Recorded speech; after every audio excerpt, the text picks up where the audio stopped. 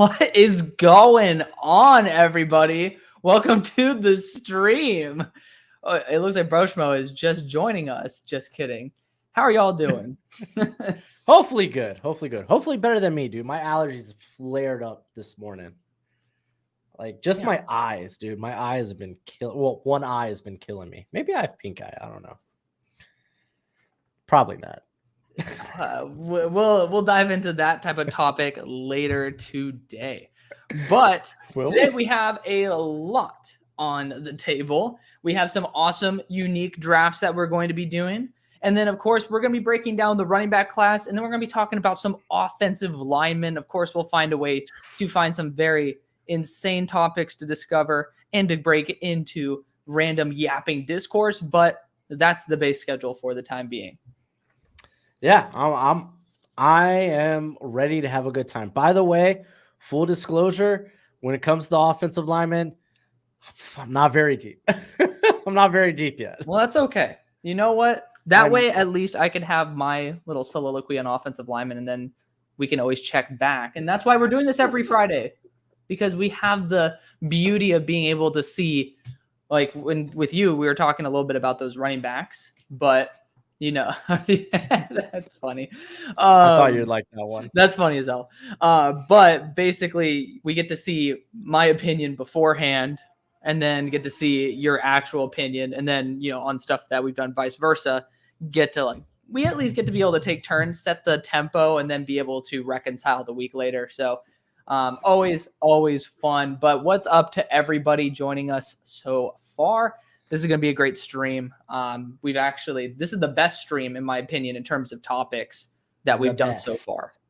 The best. Not what we say. That's what we hear. I don't do impressions well. Yeah. I'm like, all right, we're cutting Mickey Mouse though. Really? You can't just say that and not back it up, though. But this episode is going to be sponsored by Diet Dr. Pepper. I wish. Oh shit! That was loud as hell. But no, this is going to be a very fun stream. We're here to just chill, vibe. Our unique drafts, or basically what we're going to be talking about, is American cuisine. We're going to be doing that. If you guys are new to these beautiful live streams, we end up doing random mock drafts about things that are not football as well as football, because we also are drafting our favorite logos. It's just a great way to be able to talk football in a way that we can't on our shows on a regular basis. And I think that's what makes us special. Thank you for listening to my TED Talk. So you got into the running back class. I did. I ended up grading 15 of them. Again, for those of you who are new to my show, feel free to go over and hang out with me over there at Hail Mary Sports. But I end up doing every single position, the top guys.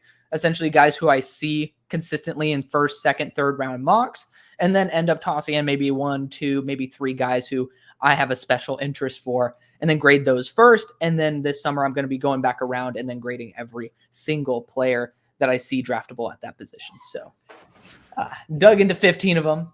We got Gojo already hanging out in the studio. Oh, no, but he already wants out. Yeah, he already wants out. He's like, damn. He's all excited. He's like, oh, I heard Alex's video philosophy. And running backs, he's having flashbacks to the Clyde Edwards-Helaire. Yeah.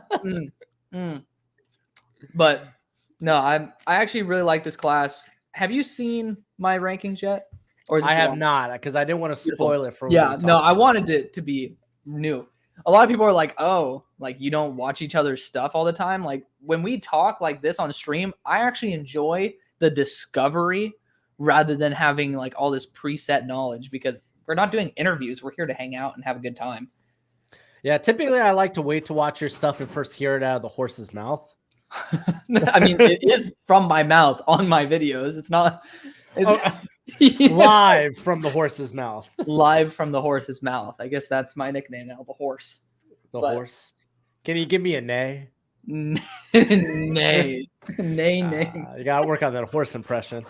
Hey, you know what? Just like you, I'm not good at impressions. But you know what made a very big impression on me?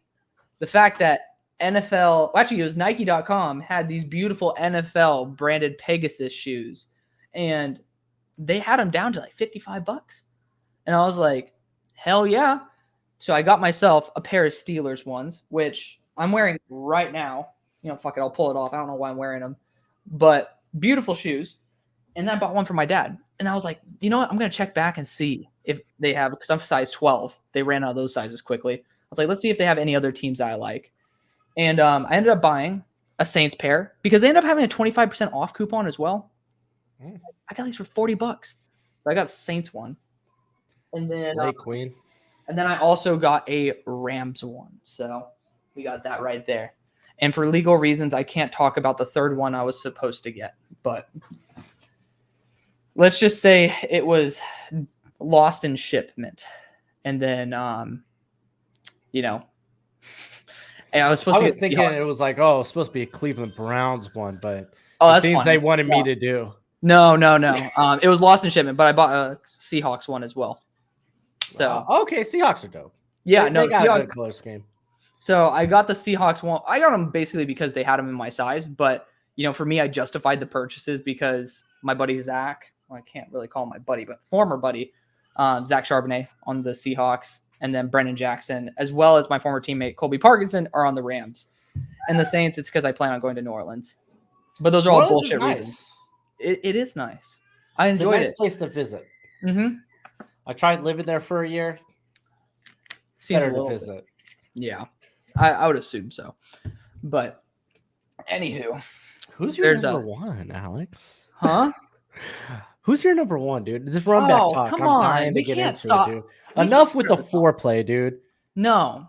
You know what? How about this? I'll give you 3 guesses. If you get them all wrong, because you might not get number one right. You get all of them wrong, then we'll start from 15 and go up. 15. Okay. Hell yeah. You know what?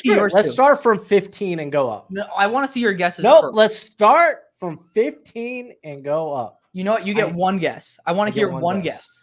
One guess. Oh. Trevor Etienne. I'm not going to say no. Speed kills. Speed kills, baby. Oh, man. What is up, my boy Devin Witherspoon? Daniel says, happy Friday. Hello to everyone.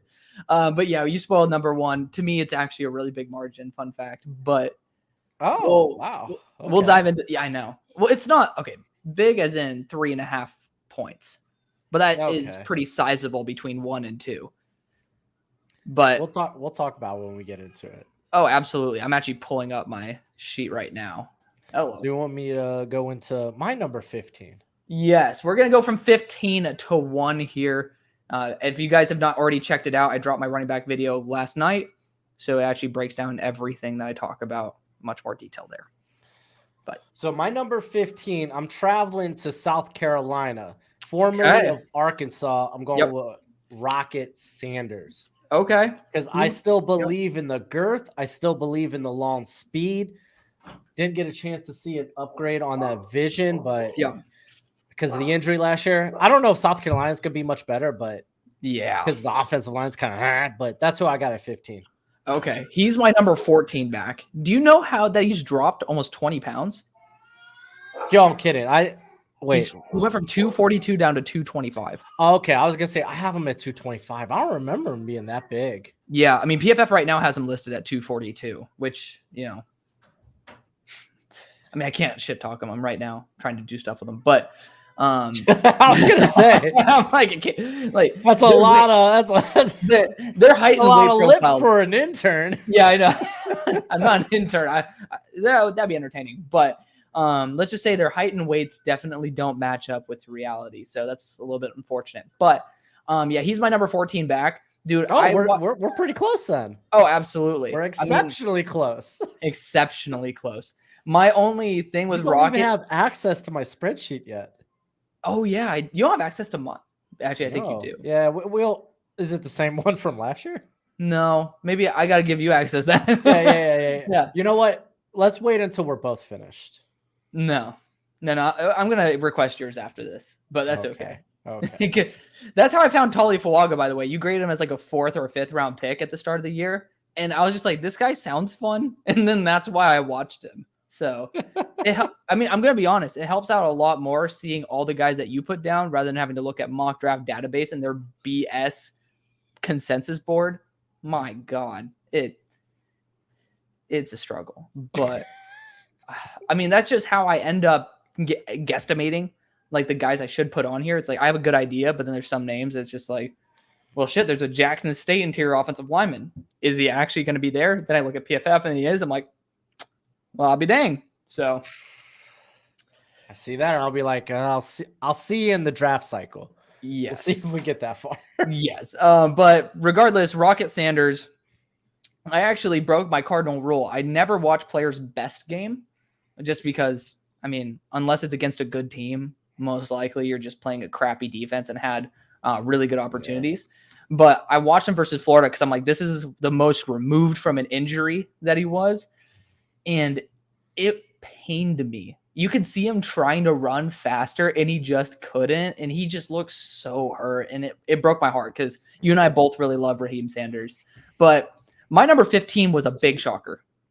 Big shocker? Guess what it is? Big shocker. I didn't know Wichita State had a football team. But you want me to guess 15, dude? It's a guy who I think might be top 5 on yours. He's big. Of course, all these guys are big. Yeah, a lot of these guys are big. He is 6 foot. All right, I'm going to just go with a name that a lot of people have in their top 5. Okay. Because I don't want to spoil too much. Okay, I'm going to go with Omarion Hampton. Close.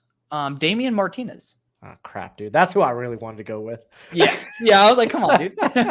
Yeah, no, I was not a fan of Damian Martinez. I thought that the weirdest thing was his blocking really pissed me off in his route running. I was like, you're 230 pounds, man. He is strictly on the field to run the football. Yeah, I'm like, oh my God. Did you watch his route running? I have never seen someone run more half-assed routes in my life. And I bet you he wasn't. I bet you it wasn't an effort thing because the dude's like, he's just ass. I mean, he's 232. I know. He's not going to, he's not twitched up. He's not going to have start-stop. God, man, this class is built so well, though. Not a single back I graded under 200 pounds. How ridiculous is that?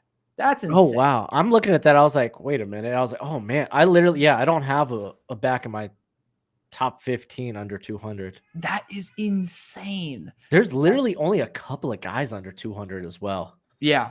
So we'll talk about those guys in terms of like what I'm going to be looking forward to when I go back around and finish off the class. But Damian Martinez just really, I thought that his vision was not great. There was a couple moments where I thought he chose the right time to bounce to the outside, made good cuts, but those times were a little bit too few and far between for me to really love him compared to the rest of the class that I thought did actually a much better job. So he had the lowest vision grade out of everybody in my grading system. So, still a good back. It's just he was the only one that I had being pretty much a guy who I'd have as really, really big depth or practice squad.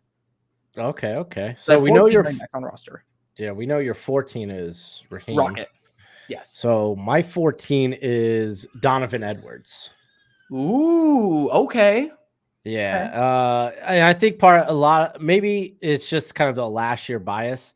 Okay. Didn't really have the breakout game last year until like the end of the season. Yeah.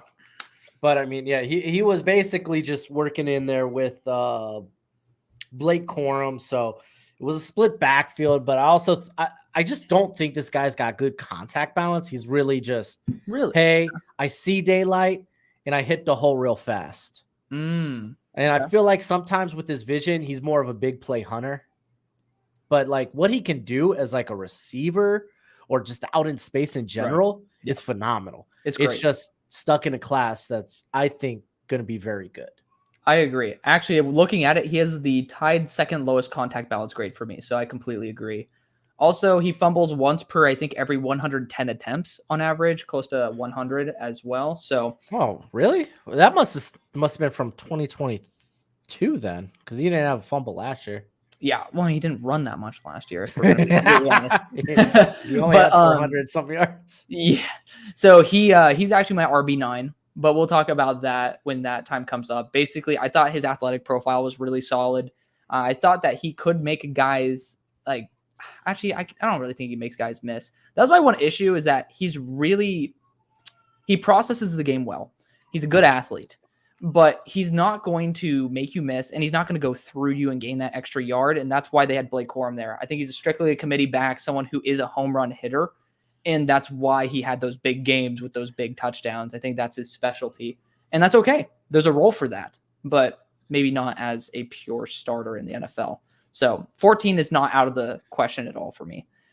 Now 13, I'll go on this one. Amari and Hampton. That's okay, I wasn't off. Yeah, you weren't. That's why I said you were close. So what we are now learning is you hate big backs, and you cannot lie. Well, I would say that, except this entire class is big backs. So something I noted with Amarian is that he stumbled into a lot of good holes. Pause.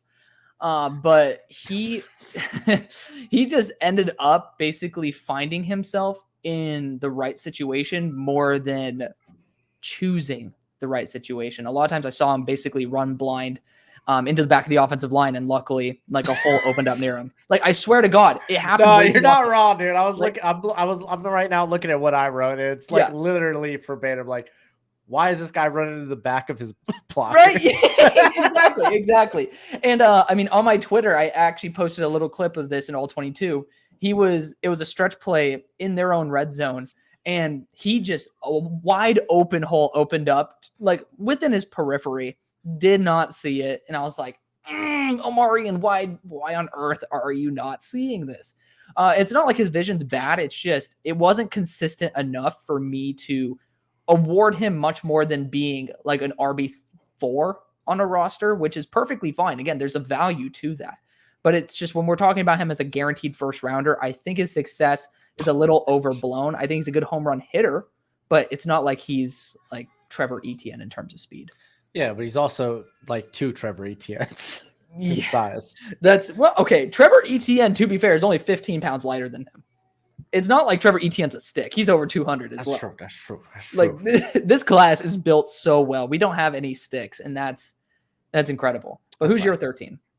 My 13 is I think it's Taj Brooks. Okay, he's on my list to watch. Yeah, I think he is just really good power back. Oh yeah, 5'10", 230. Really, really good power back. Like, and he's got a little shimmy, a little shake, but at the end of the day, he doesn't have those high end like quicks or long speed. Also out in space, not going to make you miss, but I mean, good with your build, just run right through him, and he did that very effectively. Like his forced missed tackles last year was nuts. I think he may have led the country in forced missed tackles. If anything, he definitely led in forced missed tackle rate, which is one of the highest, at least I have in this class. So like, dude just eats contact. Again, you just look at him like, oh, power back good. I have a feeling he decided not to come out because he maybe got like early day 3 projection, because that's kind of where I have him. Sure. And he was like, okay, well, I'll just wrap up and break some records at Texas Tech. See, Taj Brooks, I'm excited to watch. I first saw 5'10", 230, and I'm like, ooh. And then I saw everybody else is like 5'10", 230, and I'm like, oh, I can wait. I can wait. I don't really care too much. But exactly, if you're saying he's an early day 3 grade, that makes me a lot more confident in choosing him to be one of those guys for the deep dive over the top backs of the class. So very excited for that one. But how about you go number 12? We'll like kind of snake draft it. Okay. So my number 12 is Jaden Ott out of California. Okay. Wait, really? Yeah, number 12. Oh, wow. Okay. So like I got to this film and like, cause I've seen the highlights and whatnot, but like, Gojo was like, oh, that's bull crap, dude. I love Ott. I think he does a lot of things really well. I just think he's a good athlete, just not like, I don't think he's a high end athlete. Right. Like he's got good vision. I think he works the passing game pretty well. Yeah. I didn't like the fumbles. The ball security seems like it could be an issue, but he also had a lot of carries last season. Right. And I do feel like, this is going to be something that's common with a lot of these taller backs is like, doesn't necessarily get like the best pad level. And I think it was more so when he got to open space, because then he's just looking to hit like that home run shot once he gets to that second level. and he'll get maybe like just tripped up or hit from the lower body. But like all in all, like he is a very good back. Right. It's just nothing that told me that was like, oh, I'm gonna have to change my pants after this viewing.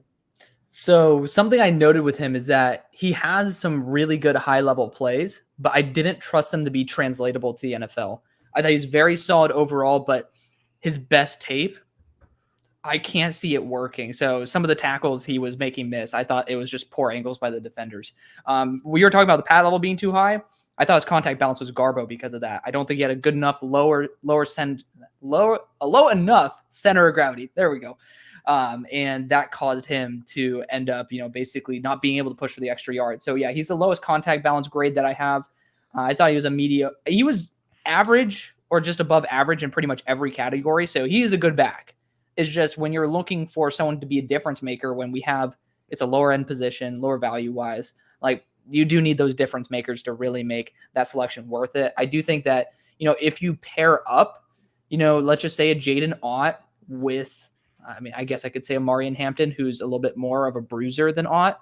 Like, I think that could be a nice 1-2 punch, but you're pretty much having Jaden be someone who utilizes his athletic profile and just being more well-balanced as a support guy more than being someone who you could rely on. Yeah. I mean, you get this guy on a roster and it's like, hey, can you go receive? Hey, can you go pass protect? Right. Hey, we just need you to freaking find a hole. Cause his vision's really good, I think. Sure. But yeah. At the end of the day, it's just like, yeah, he's just a good running back. Right. So I'll go to number 11 since we just talked about my 12, and it's Nicholas Singleton. Big fan of Nicholas Singleton. This is a tier jump for me, by the way. Okay. This is going from a backup running back, so like an RB4, to a guaranteed committee back. So someone who I think should be featured every single game in the running back committee. I think that his vision is awesome for somebody who has awful stats for the most part. They were pretty bad last year. That's why I had to jump back to his 2022. Yeah. But even looking at it last year, I wanted to watch even some of his worst games. I thought the offensive line was the main reason he failed. And the thing is, how much I love that offensive line. Am I wrong? Like, I loved Hunter Dorzad. I loved Caden Wallace. I loved Olu Fashanu. And I still saw, I think it was number 44. It's an H-back they have. All disrespect when I say this. Ass. Garbage. And then with Drew Allar being so inconsistent, I think the defenses knew when they were switching to a run, and that caused a lot of more loaded boxes. And I just thought Nicholas Singleton really did prove himself to be, he's actually one of two players who ended up getting a +1 in terms of it factor. I was very, very, very stingy with it/8 in this group, and he's one of the guys who got it because I saw that vision. I saw the explosiveness, the top end speed. Let's leave that there. Not necessarily the home run hitter I would expect, but 226 though. Again, this class is huge. It's, but with that lack of top end speed, I thought he had really solid maneuverability. I thought his contact balance was top tier as well. He does have a lot of fumbles though. If I'm not mistaken, because I give it a 5 out of 10, that's roughly one fumble per every 90 snaps or less. And that's just no bueno. But, he didn't really get helped out too much by his offensive line. Yeah, he's actually he's outside of my top 15. Yeah, he's a good back, though. Yeah, he's a good back. Again, the regression was kind of real last year. And I feel like if he comes out and just like thrashes like people think he can, which, we saw that in 2022, then, he's going to like pole vault up this list. Right. For my role, I just put developmental back because it's like you could see the traits there. Right. Yeah. That's what backup and practice squad kind of mean to me as well, is that those two tiers are my developmental type of guys. That's fair. You agree, Gojo? Thank you. My 11 is Jarquez Hunter out of Auburn. I'm excited to watch him. Yeah, he's fun. I think he's got pretty solid vision, legit yak ability. Like looking at 4 yards after contact average. It's kind of nuts. That's insane. He runs much bigger. Like I thought this guy was going to be in that same, like, okay, he's going to be like 226, 230. Yeah. He's like freaking 209. Okay. And I was like, golly, he feels so much bigger. He's got good burst, solid enough launch speed. It's just kind of like the dude will run with high pads, not like the most twitched up athlete. So I feel like very much like a north-south or like a guy that's kind of just a cut and go. And the other knock on him, just largely not really used in the passing game there at Auburn thus far. But he should get more. He should get a ton of. He should start this year. Okay. Last year was kind of wild because he had some problems beforehand that were kind of out of his hands. Okay. But he still ended up being like the starter for majority of the year, made second team all SEC. But I think this year will be like the true breakout. They're going to, especially Auburn, I think they have a pretty favorable schedule. Okay. And I think he could grind his way into that top 10 discussion. Again, just sitting here at 11 for me. Yeah. Okay. So who would be then your number 10 overall guy? Devin Neal out of Kansas. Yeah, boy. Dude. Get me. Let's get it. That's our same here, one. dude. Yeah. He's your number 10? Yeah, he's my number 10 too. Oh, dude, he's nice, man. He's explosive. He's creative. Yeah. Oh, man. He's good. He's good. His ability to force missed tackles and then just kind of like win with that. I don't want to say launch speed because I'm not positive because there were cases where he was caught from behind. Yeah. But like he can rip off those chunk runs. Truly can. His vision can be a little inconsistent, I think, on inside runs. Like he wants to break it outside because he wants to take it to the house. So maybe he's just a big play hunter in that regard. That and pass protection, I thought he had a lot of whips. He tried to cut block and he would just get toroed. See, I actually have him graded as one of the better blockers in this class. Like, to be fair, it's not saying much. Like, okay, kind of nitpick. I was just nitpicking with like the pass protection. Sure. Because again, that's something I kind of like, meh. Some are going to be good. Some are going to be not. But sure. I did notice like his go-to move is try to cut him at the ankles. And if they expect it, they know it's coming, then it's like, okay, well, you're just going to be on the ground. This is fair. But of course, I did think that when he did end up engaging in these blocks, he actually took the right angle, did not just give up a straight line to the quarterback like 90% of these running backs do. Oh, he's super sturdy too. He is sturdy. He can handle blitzers very well. That's something I appreciated about him a lot. I mean, to be fair with the cut block, and a lot of that might just be design too. Like, okay, we need you to cut block that guy. Yeah. I mean, thinking about the system so much, like it's very difficult. Like I'll say this right now. I think running back might be the most difficult position to grade compared to what people think like the difficulty should be. Because you have to process how the offensive line blocks. You have to process the offensive scheme as well. You also have to process what the defensive line is doing, whether they're doing a good job or not, what the second level is doing, whether they're stacking the box. There's so many variables that sure you have to factor in with every position, but this is almost like the mecca of one position where you have to grade them as a receiver, grade them as a blocker, grade them as a runner. And it's just so much more dependent on everybody else and understanding what they're doing, which is also why we can have very different opinions, which apparently it's not true with this. But, that's why, like, when I was thinking about it, it's like, damn, I wondered why I don't like grading running backs. And it's because it's so taxing actually fully processing what they're supposed to do during a play. So, no, I mean, it's certainly, I totally agree with you with the majority of the remarks you made. I thought Devin was less impressive in the explosiveness than I wanted when I originally watched him, but it's not like he was he wasn't shabby at all. He was really good. It was just I had a very high standard for him. He does a good job of getting getting nimble between the tackles and then actually eating contact and then fighting contact. Sure. Yeah. I mean, I don't know if he's going to be the guy who I trust to push for the extra yard compared to some of these other backs, but I definitely had it graded as above some of these other backs that are 220, 230.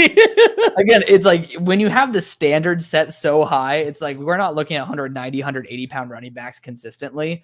Like, yeah, Devin Neal's not going to look like the best contact balance back. But yeah, I mean, he graded out average or above average in every category for me. He to me was a worse version of the Denzel Burke of running backs. Just really good in everything. And just there's nothing you could truly actually say is bad about Devin Neal. So really good back that I have graded as a committee back. So it's good. So that was my number 10. I'll actually go 9 and 8. We'll start doing it by 2 because if we end up lining up on one, like I might as well give you 2. I'll tell you, we're gonna have some discomfort in the top 5. Oh, I know, because you're gonna have Amari and Hampton, but Donovan Edwards was my 9. We already discussed him, so that's why I'm also giving you 8. Gotcha. 8. All right, I'm gonna let you guess who's 8. It's a big name. It's gonna be a guy who might be in your top 3. Big name. In my top 3? I guess he might be your number 2. Okay. You think he's slow, huh? No. I think he's real slow. I do not think he's slow. Is it Ollie Gordon? It's Ollie Gordon. Oh, yeah. Alex. Yeah. So to be fair, this is a tier jump as well. I have him pretty solidly within 2 points of being my RB3. So keep that in mind as well. It's a really good group of guys here. I thought his vision, solid. Inconsistent at times because I think he's a little too hungry for the big play, similar to what we just talked about with Devin Neal. I think his ability to actually make guys miss is a little bit inflated. I think that it's not fully NFL translatable, but it's still good. Again, not like he's bad. Again, we're nitpicking here because I think he is somebody who's on the fringe of actually being able to start almost every down for a roster. I think he'd be an RB2 in a running back committee. So just keep that in mind. I think he has really good ability to change direction, very good agility. I think his receiving ability did let him down a little bit. I didn't really trust him in terms of his route running. I thought it wasn't really passionate when the play broke down. He was a screens and swings guy. Right. So keep that in mind as well. That might be 2 points if he ends up developing that. That puts him into RB3. Like it really is that close. So I could have just been an absolute wuss and made these guys all tied. Like, oh, he could have been my tied 5. Like, no, I'm not going to do that. I could have had no balls. Yeah. But he is someone who got tested in the 4.3s. I think he's 4.39 tested. He does have that breakaway speed. Very, very good. Very good acceleration as well. I thought it was less than I expected, but still really solid. Good contact balance, great ball security, solid blocker, but nothing special. Like there's nothing that I could say was bad about Ollie Gordon in any aspect. I think I just fell in love with a couple guys a bit more. That's fair. That's fair. Like it's a good class. It's a really good class. I got stuck watching it for a while, and there's still some guys on my list that I haven't got to that I'm like, man, can't wait till I get there. Yeah. So my number 9 is Kyle Monungai out of Rutgers. Ooh. Yeah, dude. Like, well, after I saw him slash Miami in the bowl game, I was like, okay, we'll go back and watch this guy. And Rutgers got some dudes, man. They got some dudes. So, like, he doesn't have, like, home run speed, wasn't used a lot in the passing game.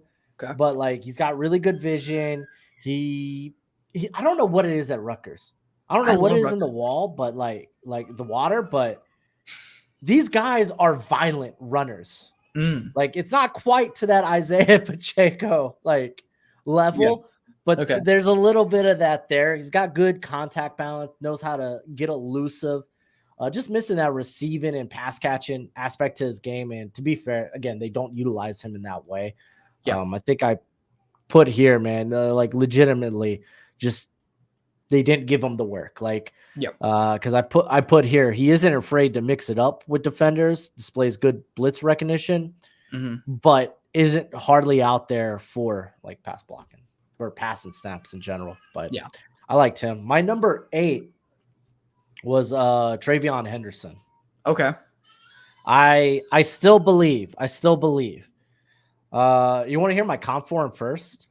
I'm curious. What is it? It's Captain Jack Sparrow. Because this dude runs. He does run kind of funnily, yeah. He has a You know, I gotta say this. You're gonna have that comp for Jabbar Muhammad. That he literally runs like he flails his arms every time he runs. So I'm curious when you start studying the corner class. What you think? I'm still like a month out from the corner class. I know. I'm just so excited to see what your thoughts are on that. But when it comes to Henderson, 5'10", 208 pounds, Yeah. I think he's got the speed. He's elusive, good vision. He's got the ability as a pass catcher, but very lackluster when contact comes. Admittedly, he was better this year than the prior year, which he was hurt. Like, this is a guy that's gone through some stuff. Like, his mental tenacity is freaking legit. Yeah. But still, even if he was healthy at points this year, even going back to his freshman season, it was like, okay, his contact balance maybe at best, like, okay. Really? You know? Okay. I think he's more likely to make you miss or run by you than he is to. Interesting. I had the exact opposite reaction. Really? I don't think he eats contact well. See, I don't think he makes guys miss well. I think he can blow by them. I think he's very smart. Maybe that's more so I'm going for, like, blow by guys because he's got that speed. I think he'll make you pay if you have a shitty arm tackle. I did say here that sometimes he tries to do too much. Yes. I literally have that in my notes. Hold on, I gotta pull up my notes. That is exactly. I said he kept making like the equivalent of a false step in space. I was like, "What are you doing, my brother?" Like I put here, he isn't creative as a runner. He'll get bouncy in the backfield and he doesn't see the hole. Sometimes you have to just plant your feet and go, bud. Yeah. Sometimes I said I think he needs to work on his patience because sometimes he's a little too antsy. And then there's times where he needs to be more assertive and he goes right for the hole. But I literally was saying, like, this guy's making moves against no one. And it's like, sometimes you just got to hit the hole, He's man. making moves on air. I know. It's like listen, those moves ain't fooling anybody. But yeah, I said, like, I was saying he's a good blocker. His vision, honestly, it was really solid in my opinion. And I said kind of bullshit moves sometimes in open space versus no one. So for me, I'm curious how you grade contact balance because we might have a differing view on how we grade it or how we define it. Okay. For me, just relatively, how do you eat initial contact? Maybe the first hit. Yeah. Can you shrug off minimal contact? So like arm balance or arm tackles, guys that are going low on you. What's your missed tackle rate? Okay. In general, like his was 0.19, which you typically want it at least around that like 0.24, 0.25. Right. If you're gonna be in that middle range. Right. So I mean, that's why I had him pretty low on the missed tackles force because I didn't actually see him truly make guys who have NFL level tackles miss. But I thought that, so the way I grade contact balance, very similarly to you, when they take on contact, are they going initially down? Do they have the balance, so contact balance, to be able to stay up, have a center of gravity, and be able to inch out those extra yards? Are you going to just basically fold when contact first arrives? And, you know, the perfect example, his name's John Kelly, right? The Tennessee back from a couple years ago. Like, that's the definition. Definition was he of contact. Tennessee? Yeah. Like the one who went to the Rams. Was it John or John? Sure it wasn't UCLA? 100%. The guy who I'm thinking of was Tennessee. I don't know if it's John or Josh. It was Jay Kelly. He ended up going to I know the there Rams. was a Kelly. Yeah. Kelly to the Rams. He was the definition of contact balance. Like, you're not taking him down on that first hit at the spot where you hit him. Like, if I'm grading him PFF-wise, first contact is at the 30, and the actual tackle happens at the 32. That, to me, is what contact balance is. Do you maintain momentum as well? Yeah, that's why it's important to look at your average yards after contact, too. Right. Like, typically, if you're in the 3 yards average, then that's par for the course. Yeah. If you're 4 or higher, then it's like, okay, we got something. Yeah. And, I mean, I guess, like, you also have to understand the style of running back. Of course, there's always going to be exceptions to the rule. Like, if you have someone who could shake and bake you, they're not going to have good contact balance after first contact because they're shaking and baking. They're not necessarily going in, you know. Bacon sounds good. It does sound good. Dude, I mean, we'll talk about this soon, but I ended up getting these Texas like mesquite beef. What are they? Like it's sausages, and unbelievable. We'll talk about that when we do our American food draft. Ringy dingy dingy, by the way. Ring a dingy dingy. Just came by to say, go Pack Go. I won't be talking about the Packers for a while in my deep dive series. I'm gonna start cranking my videos out as of like next week. I'm glad there wasn't a suspenseful pause. I'm just gonna start cranking. Oh, I did see, man. I'm missing those, man. But yeah, thank you to Cheesehead Joey for supporting our shows. Big shout out to you, my friend. Again, if you guys are watching the stream right now, I mean, we have probably plenty of people over on X.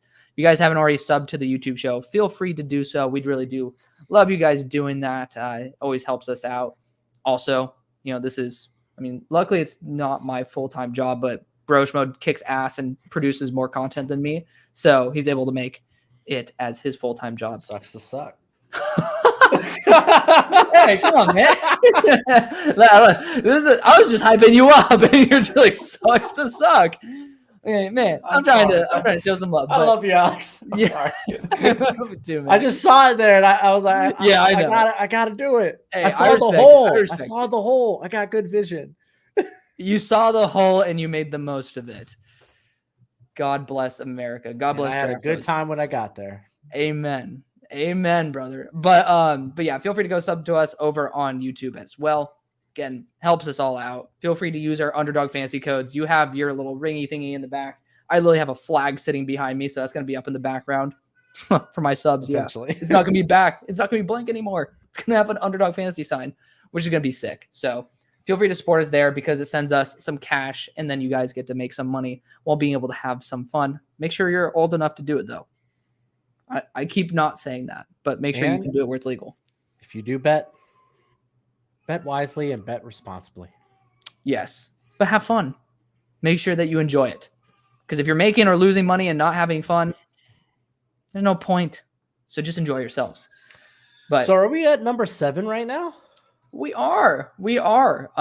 So we'll go one-on-one now because now it just doesn't really make sense to, shake it and bake it. But I'm going to see this running back in person, 99% sure, because my buddy's flying out for this game. This year, they're playing SMU. It's part of our new beautiful division that we're going to, conference. And that is Roydell Williams of Florida State. And I think this guy is awesome. Roydell, he's just, man, there's something that is perfect almost about every facet of his game. He's just under being a true starter for me. High-end committee back, but vision was there. I saw a couple plays. It did lapse from time to time in terms of whether he was actually just wanting to bounce it to the outside or just trusting himself between the tackles. It happened 95% of the time, but that 5% really did stick with me. It was a little bit unfortunate there. One of the few guys that can make people miss in space. I was really appreciative of that. He's very agile. He's actually one of the few receivers that I could actually trust to adjust to a poor ball. I saw Milroe overthrow him one time, and he actually went up and high pointed it. That's sick. So had to give him props there. One of the few backs in this class that actually can play a receiving position. But I did think that his overall athleticism was beyond adequate. It was very solid. Nothing that is jaw dropping. Again, we'll talk about Trevor Etienne as we get closer to the top. But I thought his contact balance for his size was incredible, and then ends up that he put on more weight this year. He's up to 225, which is incredible. Ball security, he ended up fumbling, I think, once per about 100 times. So, it's up there, but he also didn't get consistent amount of reps to be able to prove that. And I thought he was just an adequate blocker, nothing crazy. But at 225, he might be a more formidable threat. Okay. I didn't get to him yet. I have him on my watch list. He's fun. Really good. Good. Someday. I mean, hey, Alabama back, probably should go check him out. Yeah, that's true. By the way, I'll spoil my 6th. It's Travion Henderson because we already talked about him. Okay. But we'll talk. I'll talk about him next time I'm around. You go for your number 7. So I got Jonah Coleman out of Washington here, formerly of Arizona. Okay. He is a big back, and he is good, dude. Mm-hmm. He is good. Didn't see the full workload there, splitting time with was it Michael Wiley? there at Arizona, but Yes. the dude can pass catch. He And he's can. a good, like, soft hands, good Yeah. pass protector. Like, oh my gosh, do just all the Arizona backs do this? Okay. Yeah. Now, don't get me wrong, not dynamic, very much a power back. Like Mm. the lateral movement is not with this one, but he's got good vision, good burst, and power and grit, man. Like he average, dude. Okay, so we were talking about like percentiles, right? Yeah. And his forced missed tackles per attempt 0.36. It's freaking insane. Mm. His yards after contact 5 yards after contact. That's ludicrous. Yeah. This dude was ripping yards after that initial hit. He's got the bowling ball build at 5'9", 225. And I ain't gonna lie, that's kind of my build. I love those guys that are short and stocky. That's my kind of guy. Okay. I'm hoping to emulate that one day. I'm about 40 pounds off, but that's okay. We'll get there. We'll get there. But, hopefully the right way, though. Don't do it the wrong way. But he follows his coach over to Washington. I think it's gonna be interesting to see him over there in the Big Ten now, of all places. Yeah, that's gonna be crazy. That's the fact that it's Big Ten right now. Dude, I mean, so nuts and ludicrous. It's very difficult to think about that. But you also still have to go over your number 6 because mine's Trey Henderson. Mine's ETN. Oh, I actually like him quite a bit. I like my top 6. Like I have a second round grade on ETN. Okay. But the dude's lightning quick. Dude's insanely fast. He must take after his brother in that regard. He's probably faster than his brother. But he runs with a good low pad level, good at 5'9", you should. Yep. And just the stop-start ability is nuts with him. The ability as a pass catcher is there. Hopefully he gets more time to really I know, right, Scoff? Yeah. I really hope at Georgia they actually give him the time to shine. I don't know if he'll be suspended to start the year because of the DUI. But I read the police report. Just seems like a dumb kid doing something dumb. Like he offered to push his car back to his place before they took him in, and I'm like, okay, that's interesting. But but I do think there's some inconsistency sometimes with his vision. Might get that big play hunting going on. So that's kind of it is what it is, you know. He's got the, if he runs like that, then I don't care too much. It is what it is. And as a pass protector, it did feel like sometimes he was just at best a speed bump. Yes. To the quarterback. So, and be honest, if you have him on the field on a passing down and you're not having him go out and catch a pass, what are we really doing here? Yeah. Florida, what were you doing? Yeah. So there's my number 6. And it kind of sucks if he gets suspended for the first game of the season because I think it's against Clemson. Ooh, his former brother's alma mater. That would be a loss for sure. Okay, so I said my number 6 was Trey Henderson.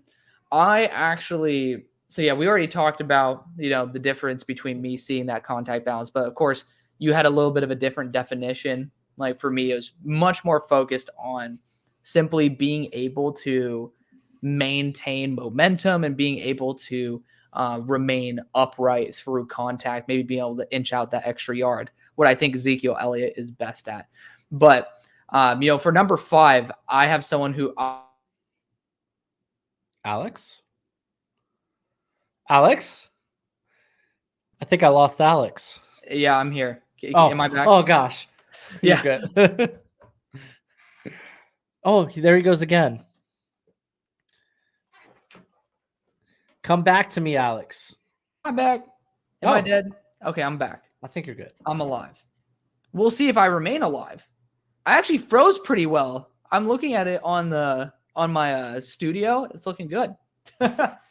Anyways, so what was I saying? Talk about my number 5. Oh yeah, quarter point off of being worth an actual pure starter, and if he improves his fumbles, he could be. Who was it?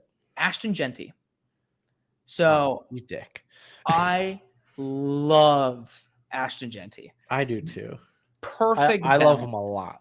I'm just gonna say that I love him a lot. He is the perfect balance of power, missed tackle ability, vision, explosiveness, like damn near a perfect looking back for someone that you want to start almost every single down. My issue with him is the fumbles. He has a lot of them. Unfortunately, it is over. I think it's one per every 90 or 80. It's really bad. Yeah, it's I think 6 fumbles over 2 years. Yeah, 5 just this past season. 5 just this past season, yeah. So not good on that. I thought he was a pretty average blocker, but maybe he doesn't have that top speed there, but he's built so well. One of the better receivers of this class, surprisingly, as well. He just doesn't have anything you can complain about. But the thing that I love about him the most, up there with Katron Allen and Quinshawn Judkins. So spoiler alert about guys who are ahead. Best vision in the class. Like he's in that top 3 for me. Just knows exactly the hole to hit. Every time I was watching the screen, this will be the same with the other 2 guys I mentioned. I would want them to cut a certain way, and I wouldn't really think that's very feasible in like live action for somebody to do that, and he did it. So tip my cap off to him. Really smart, can make guys miss. Like there's really not much you can actually complain about Ashton Genty except for the fumbles. Yeah. I'll get to him a little later. Who is your number 5? My number 5 is Omarion Hampton. Okay. Out of North Carolina. I mean, and a lot of it's retread of what we said. The vision, it's inconsistent. I feel like he just doesn't want to sit back there for too long. So he just has to. The minute he gets it, he just wants to slam on the throttle and go. Yeah, which is what it is. Hopefully, it gets better this season. I thought he ran with high pads, but he's 6 foot. I get it. I mean, I don't get it. I'm not part of the master race here, but I could only dream and imagine why that's the case. But I think in terms of like speed and power combination, he's among the best in this class. And it's just like the tools are there to be something special. Despite running with high pads, he hits contact really well. Like, especially like, I think it was, I don't know if it was Clemson. I think it was Clemson. I was about to say Duke, but now I can't remember if they even faced Duke, but may have been the Clemson game where he took one up the middle, then bounced it out to the sideline. And this guy like one of the cleanest hits you're going to get around this guy's waist. And he just kind of like, shrugs it off and keeps going. So it's like, I can see the makings there of something potentially special with him. Would you say if these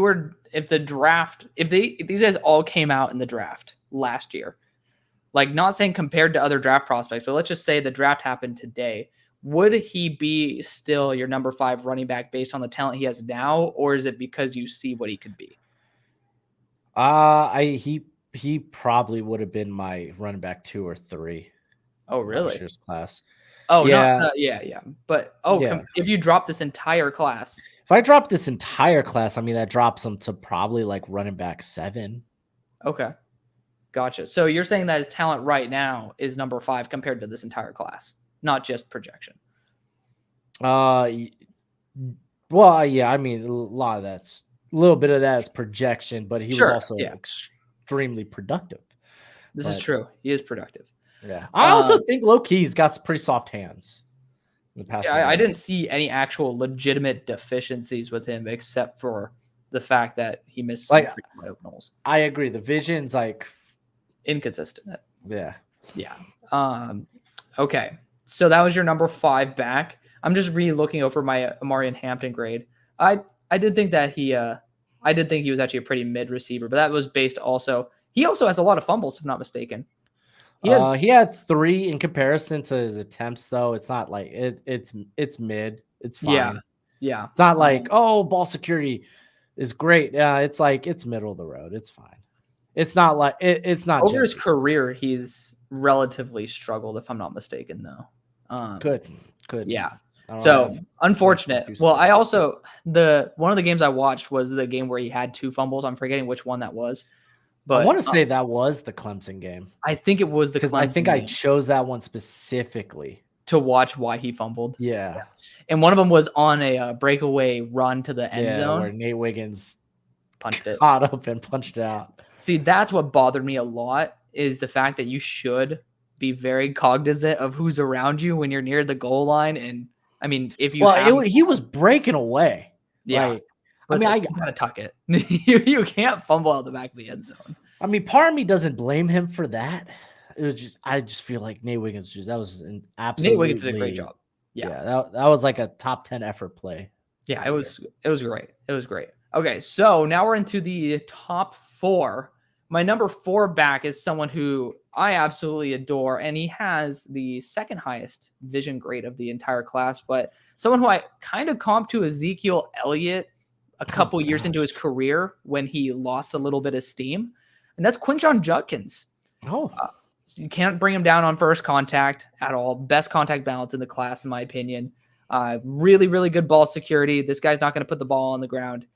He's relatively agile. I think that he is very limited in terms of his overall athleticism, but in the in terms of short area quickness, adequate, especially because of the fact that he changes direction very, very well for the fact that he actually sees a hole and actually can, work it. I think he makes people miss who don't do proper tackling, which is great because it makes defenses be on their best behavior.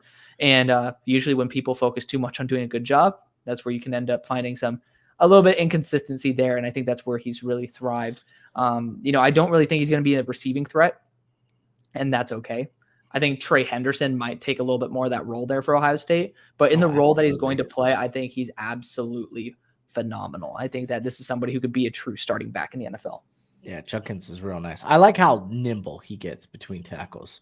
Right. Like the smallest hole, and he's like, ha ha. Yeah.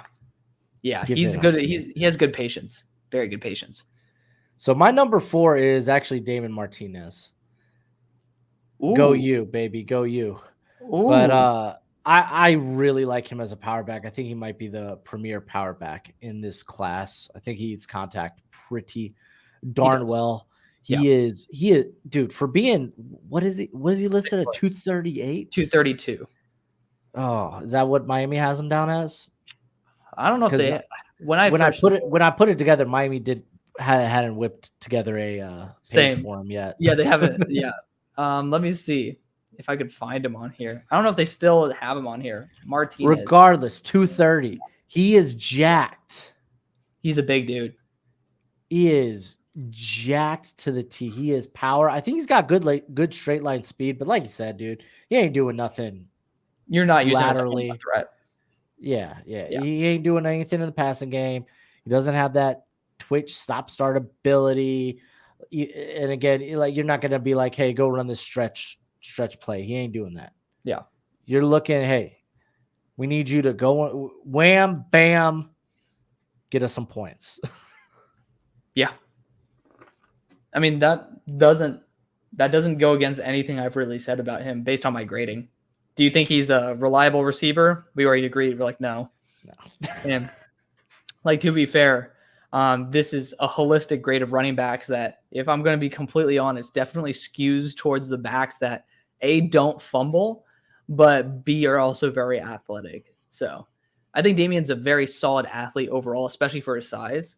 Like, I have him being above average in terms of his overall athleticism, but I was a little bit let down with the majority of his game, but I literally didn't see anything I disagreed with you with. Like, he has really, really good contact balance, and he doesn't put the ball on the ground either. It's just, you're not going to be using him as an every down back to find the best hole and to be extremely creative. Yeah. So, I mean, that's what's interesting, is the fact that I won't disagree with you, even though we are from 15 to 4. Like, it also shows you that you can't grade running backs in just one way. There's just not one way to grade running backs. And especially it's beauty's in the eye of the beholder. Depending on what you're looking for, these guys are going to be all over your board. Right. By the way, before we continue, this is the first year I've implemented positional value into my grades. Oh, fun fact. So when I show it to you, you'll see that I have a talent score and basically a ranking score, like based on my board. And so far, it's lined up almost perfectly with what I would have done. So I'm really happy with that. Nice. So it's interesting. Congratulations, buddy. Thank you. No, I'm excited to show you because I know we've been talking about this for a while. But my number 3 back is Katron Allen. I Yeah. am Tell a me about massive this fan. one. Massive. Have you graded him yet? I have. You have. Okay, so that's a sign that he's not in your top 15. He's not Somebody's in a my Penn top State. 20. Oh man. Okay. So best vision in the class. You have to also take into account that this offensive line did not do a good job. Their blocking system was haywire. They were outmatched by almost every defensive line that they went up against, and it just was a little bit of an embarrassment. Katron actually got to see him get caught up from behind by Kenneth Grant. I don't know if you saw that rep. Did you see that? Did I? That's the one That that is put Kenneth ridiculous. Grant on the map for me, Wild. dude. Wild, dude. That was freaking awesome to That see. also told me everything about Allen's speed that I needed to know. Yes, he is graded tied lowest in speed in the entire class. So keep that in mind. But I did think the short area quickness was awesome. There's a couple of these players in this class. I call it micro cuts for the guys who are not necessarily going to be able to put their foot in the ground and make one easy cut without having to really slow all their momentum. These micro cuts really help. Essentially, they're just small adjustments that allow you're still able to fake out players and, change your position. Hello. but it basically allows bigger backs with more momentum to still be able to change their direction, their vector effectively and efficiently. And I thought he did an excellent job at that. He really did make every move that I was asking him to make. And I thought the offensive line was a big issue with that. I don't think he's going to be a great receiver. Not many running backs in this class actually have any form of potential in terms of that regard. But he's someone who will eat contact and get an extra yard every single time. And, I thought he was actually not a piss poor blocker. So I was a big fan of his overall game. Apparently you're not a fan of that at all. Okay, so what I put here, right? I'm a Penn State apologist. I really like his vision. I like his cut-in ability. I said he was more smooth than fast. Yes. Like he's Fluid. pretty shifty. Yeah. Long speed and Not there. Never used in the passing game, even as a pass. I felt like as a pass blocker, he was another guy that had the cut block thing that I didn't like. That I think there was literally one where it was just like, okay. Yeah. Doesn't have special team experience either. Not a ton. So like that's where I was like, okay, where if I'm gonna have them on day 3, where am I gonna have them? And I started looking at okay, how many reps do they have on special teams? Not that I dug in and was like, okay, let's check out these kickoff reps. Like, no, I wasn't doing that. I just look at not used a lot. Bam. Interesting. I've never thought about that. Yeah, it's a good class, and like to be fair, like he's around a lot of players I like. So it's like there's this guy from Bowling Green. He is like the most 5th, 7th round pick you'll see. But golly, his tape is fun as hell. Interesting. Okay. Yeah. Okay. My number 3 it's Juckins. Okay. Nice. Yeah. I like him quite a bit. I think a lot of the things you said, I was like, yep, not an elite athlete. It's fine. I think he, again, one of these guys that are more smooth than fast. Mm-hmm. I just love his ability to hey, it doesn't matter the size of the hole. I'm going in. Pause. I thought he was also, when he needed to be, he could be patient. And that's great, dude. If you could be patient and not need a lot of daylight to create, sign me up. I love that. Right. I don't know what he's going to be in terms of in the passing game. Wasn't really utilized that way. And as a pass blocker, I was kind of like, meh, whatever. Sure. So it might just be like an early down back, but that's fine for just how good he is forcing missed tackles. Yeah. And just being able to eat contact. He's really dangerous out in space. He can legitimately put guys in a blender. Yeah, he's fun. He's a really good back. One of the Katron Allen, Quinshon Judkins, both of those guys are, to me, these not wowing athletes that somehow were able to carve themselves a really good role in my rankings that are very curved towards these more athletic backs. So I'm very curious who your number 2 is. Are you? Because I'm going to disagree almost with the majority of what you said about this player. It's Jonah Coleman. Washington running back, formerly Arizona. Oh, wow. So I thought I liked him. see, well, the thing, it's not that I disagree with whether you like him or not. It's the fact that, statistically, yes, he's good at forcing missed tackles. He's good at, getting yards after contact. I didn't see him actually break NFL level tackles. That was actually his lowest overall statistic, was being able to break NFL tackles for me.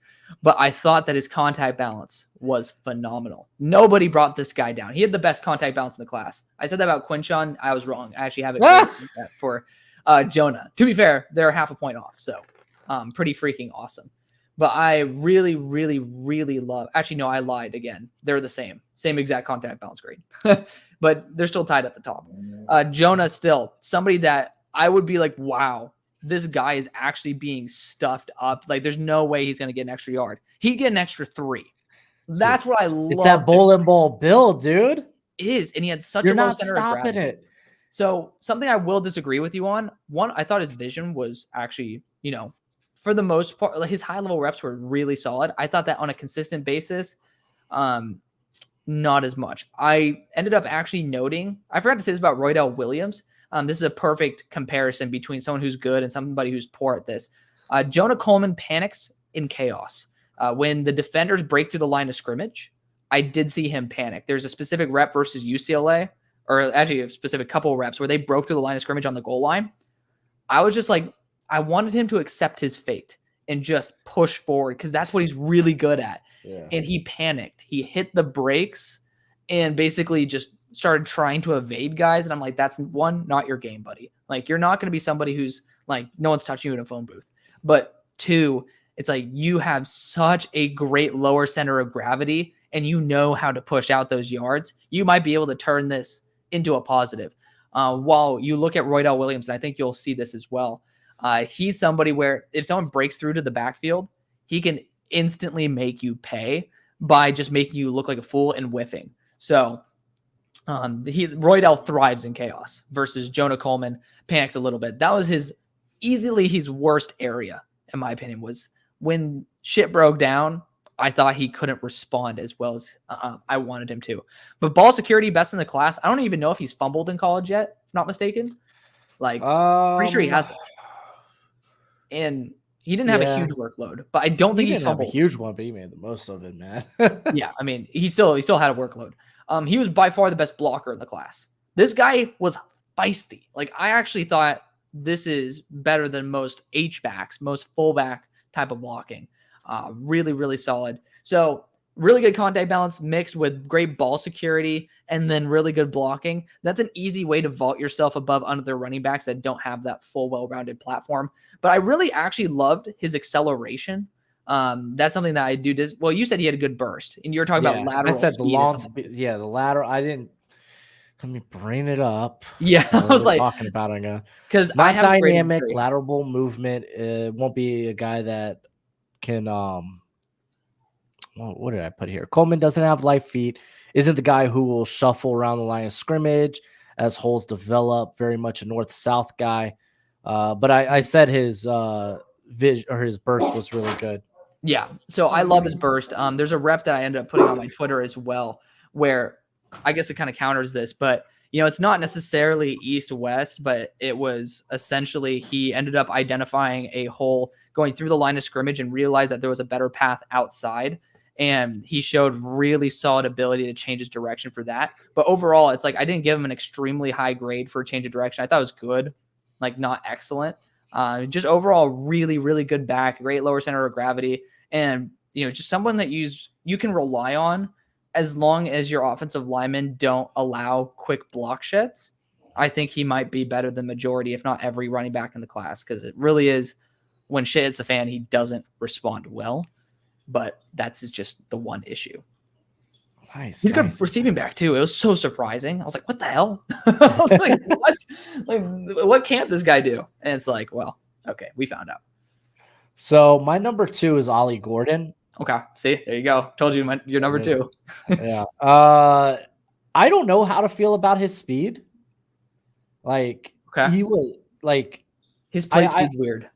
Yeah, because it's like I didn't think necessarily he was bursty, but like he's very like Yes. he's like a He's a burner. locomotive once he gets Yes. He'll pick going. up. Because Yeah. like his GPS was up to 23 miles per hour at one point last year. Yeah. He ran a That's 4.39. Dude, it's freaking nuts. So I'm like, okay, he's probably just one of these cut and go guys.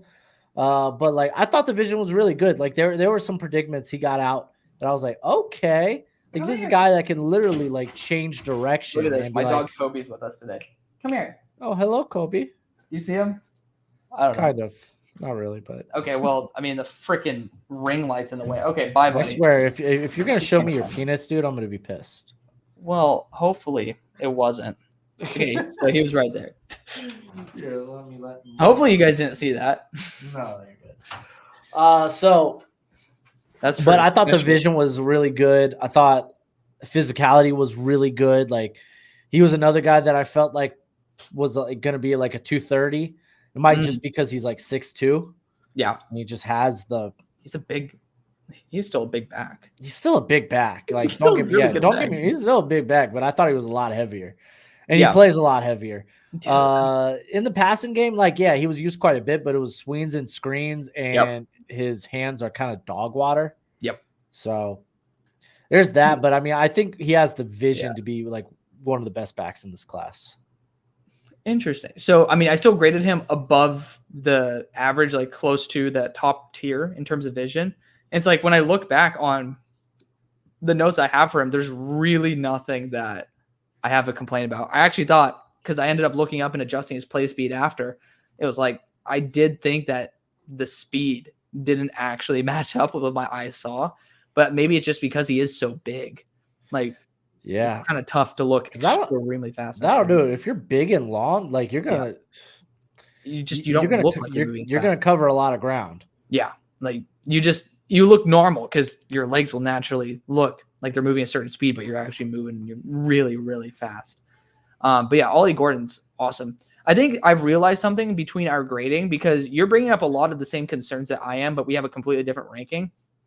You're putting these guys in their best circumstance, right? Like you're grading them based on if they're actually put in the right spot. And I think there's a lot of merit to that. I grade running backs in terms of holistically, can they if I'm looking at all these running backs and I don't know what system I'm putting them in, this is what I'm going to do. Like this is the best back in my opinion, outside of a system, outside of their best fit. So like I totally understand. I'm actually starting to understand why you have just very differing rankings for some of these players. Yeah, it is what it is. Talk about ETN and I'll talk about my number one. All right. So Trevor Etienne is my number one back. Elite athlete. So like someone who can change directions on a dime. He moves faster than any running back in this class, both laterally, vertically, in short area, as well as in terms of long speed. I don't think there's anybody who could truly contest his athletic ability overall. Something I loved about him is the fact that 93% of the reps, probably, he ends up making the perfect decision. I think on 3 to 5% of those reps that are remaining, he ends up making one of the best decisions. And then sometimes he does have a little bit of brain fart and ends up, running outside the tackles when he should trust himself between. And, that's okay. I think with the athletic ability, the fact that it is still possible for when he makes a bad decision, it can end up being a touchdown. I think that's incredible. And he's someone who can actually make guys miss in open space. He's probably, looking at my grading, he is tied for the best ability to make someone miss in open space. And that's something when you combine that with speed, like if you make someone actually miss, like you don't have to have elite contact balance to be able to make it work. And even with that being said, he's not bad. Yeah, exactly. James Cook, he's going to that role. I think he's going to be a better version of James Cook, but I actually thought his contact balance was solid. Nothing special, but I thought that especially for his size, he was very, very, very balanced. And it's definitely in that higher tier of like not elite, but it's just like it's right there. It's really good. Yeah, it's like it's a below that, but like it's something I really appreciate about his game. And fun fact, if he actually learned how to block just 10% better, maybe, he would be graded as a blue chip running back for me. He is a 79.5 talent score. So that's almost blue chip. And I think that he really could be. Yeah. I love athletes, though. I hear that, dude. Well, my number one is Ashton Genty. Yeah, that guy's a beast. Straight up, I don't care about the fumbles. It was a lot of fumbles. Where'd you have Marshawn Lloyd then? Because there's a difference. Because I was looking at these and I was like, these are like second effort fumbles. Where like he's dragging guys and he's trying to get that extra yardage and they just managed to rip it up. Sure. I have a heart on for like a heart on. Make sure I enunciate that T a little bit better for guys that give that second effort and then just, oh crap, there goes the ball. Right. Because he does everything well. Yeah. Everything. He's such a natural receiver. He had close to 600 receiving yards this past season. He's short. He's sturdy. I already talked about my affinity for short and sturdy. I'm all about that. Like the contact bounce, there were points where like it felt like he was just dragging guys around his legs. Yeah. Treating them like they were leg weights. Just freaking phenomenal. Plays low because he's got that natural, just low center of gravity. Plays with grit. Yep. He's really elusive, really smooth. I don't know about the launch speed. I'm kind of, I don't know, maybe. And there will be times where he gets a little too bouncy in the backfield. But golly, man, this guy's game.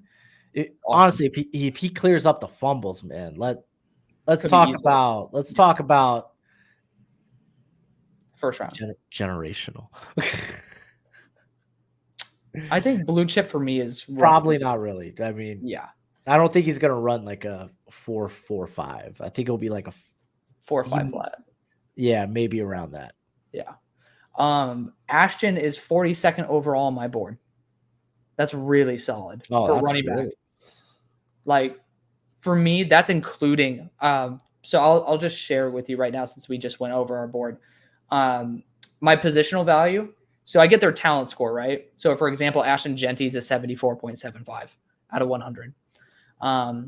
Based on the role that I have them play, which is based on their bracket. So like 80 plus is a pure RB1 in any system. I think they could be a 3-down starter, unless they're just so great at one role, whatever. But then like 75 to 80, that's like a flex RB1 to RB2. So like an RBBC, running back by committee, it's an RB1. So I have 4 dudes in that. And then 75 to 70, those are or 75 actually down to 65 now. That's my committee backs.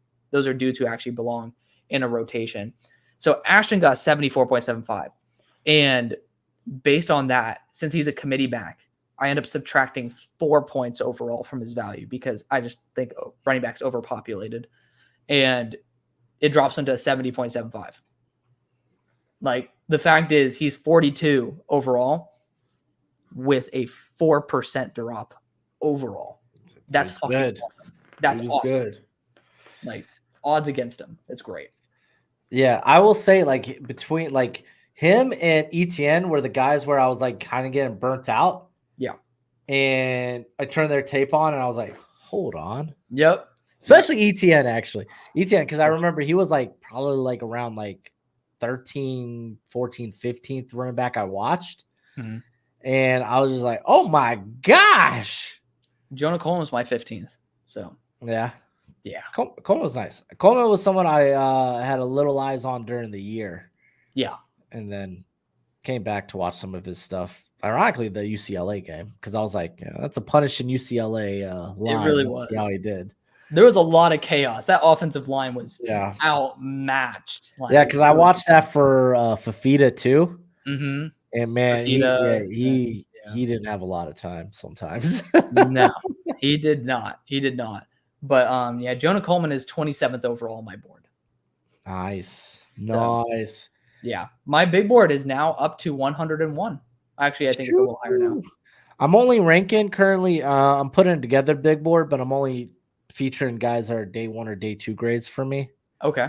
So right now I have 43 players on that 100. Nice. You want to talk a little bit about offensive line? Sure. I'm not really in it, but yeah. Yeah. I'll just say this really quick. I have 101 players. Well, actually, it's more than that. I think it's 104 that I've graded now, fully graded 104, like in depth, full scouting reports. So to me, at this point of the year, that's record breaking, and so I'm extremely excited about that. Nice.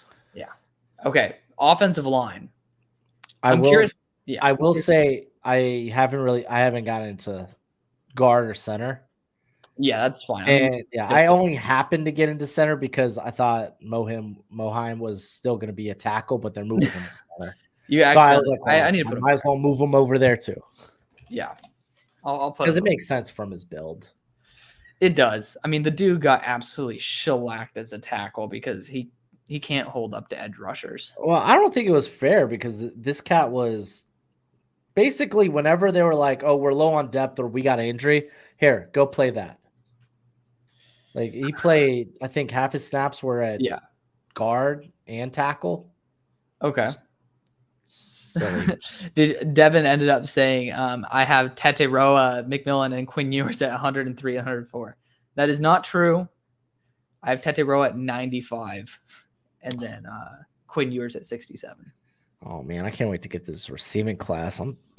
You should be willing to wait. It's not fun. Well, tell me how fun this tackle class is. This I can talk about at least a little bit. Okay, so how many guys did you grade? I graded 13. I have 10 right now. Okay, I got 13. 5 of those guys were holdovers from last year. Okay. That I went back and let's just say they're either day 3 or UDFA. So my 6 to 10 right now is I got Jack Nelson at 6 and he's like a 5th round grade for me. I didn't even consider him as part of the top. Again, he was a holdover from last year's. Yeah. So. Well, I technically have a grade for Jack Nelson, but it's from last year, and I've literally said, screw it. I'm not ever going to look at what I've graded players from last year. I look, I'm like, you know what? I just want to have direct comparison. So, I mean, Jack, where would he end up? I want to see this. Jack Nelson, 56.75. Did I actually adjust that? I did. Cool. So 56.75 for me would have been tackle number 12. Okay. Which, to be fair, it's not too far off of 6. Well, shoot. let's talk our current top 5. Again, current, there's at least, I'm looking at this, there's like 3 or 4 big names that I've yet to get into. So okay, so I'm curious first, what are those names? It's the Arizona tackle. Haven't got to him yet. Jonah's my 6th. Okay. There's Josh Simmons. And he's my 10th. To be fair, his teammate Fryer. Yeah. Yeah, they're on my watch list. Haven't got around to them yet. Okay. And then Connerly, which from what I've seen might be a guard. Yeah. Yeah. I kind of felt, and it's funny because I was going back on it because I was watching both him and Cornelius at the same time, and I just haven't did a full eval on Connerly, but I got his teammate. I'll say that I got his teammates one done. I did too. Do you have a Johnny in your top 5? I mean, yes, he is currently in my top 5, considering 6 through 10 are all day 3 or worse. Yeah. Well, I have a Johnny being a day 3 guy for me, but okay, I was on the verge of that. Yeah, I mean he is number 5. Right there. Yeah. Okay. So my number 5 is Anthony Belton. Left tackle. Okay, another guy on the list here. Didn't get to. Yeah. He's a big boy. He was one of the guys who I almost didn't watch. So fun fact, I think he actually could end up being a tall guard. Let me just pull up my actual notes for him. But when I ended up watching him play, a lot of whiffs, a lot of times where I saw his hands on the outside of the shoulder. Not a fan of that. Where the hell is my report on him? I was going to say that makes sense because his pressures are in that red area for me along with penalties. So you said wide hands. I was like, holding calls then, huh? Yep. So I gave him the Hunter X factor, so to speak, which is just someone who actually likes to seek contact. I really do appreciate offensive linemen that genuinely want to block. But I said he needs to get his hands inside for more control because the guy slipped off a lot of his blocks. And, it's because you don't actually have control when your hands are way too far outside of your frame. His hands are genuinely awful. That's an actual quote. His feet stop before he fires his hands, leading to him getting beat around the outside. He has good patience. If he learns to get his hands inside, I think a lot of his issues will go away. He does need to keep his feet moving through the whole rep. So I think that, being on the interior of the offensive line, you don't really have to worry about leaving your outside shoulder necessarily as open. You still do, but I think there's just much less room for error. And that was something I saw consistently pop up with Belton. But, that's why I think he could transition to guard really well. He has the mentality for it. He has the power for it. I thought that he was actually not too shabby of an athlete either. So it wasn't like he was great, but, still solid enough. Just those hands were god awful, man. They were god awful. So there you go. So where do you have Cornelius? Johnny is tackle 8. But okay. But if I were to project guys who actually will be guards, he would be 7. Because there's a tackle at number 7 that I have that we'll talk about that I think will be a guard. Okay, well, you want to just then run through your next, because again, like those guys in my 6 to 10 range are they're not gonna be top 10 players after I'm done. Yeah. So wait, you're telling me like you want me to go from Cornelius up basically because that's like the range, or I figure that way I get to hear some of the guys that that probably should be next. So the guard I was talking about is Armand Membu, right tackle for Missouri. He's 6'3", 314, perfect guard build, by the way. I mean, like, you're talking about someone who genuinely belongs there. But I did end up seeing him. So let's see. He's an extremely smart pass protector. It's quite wild.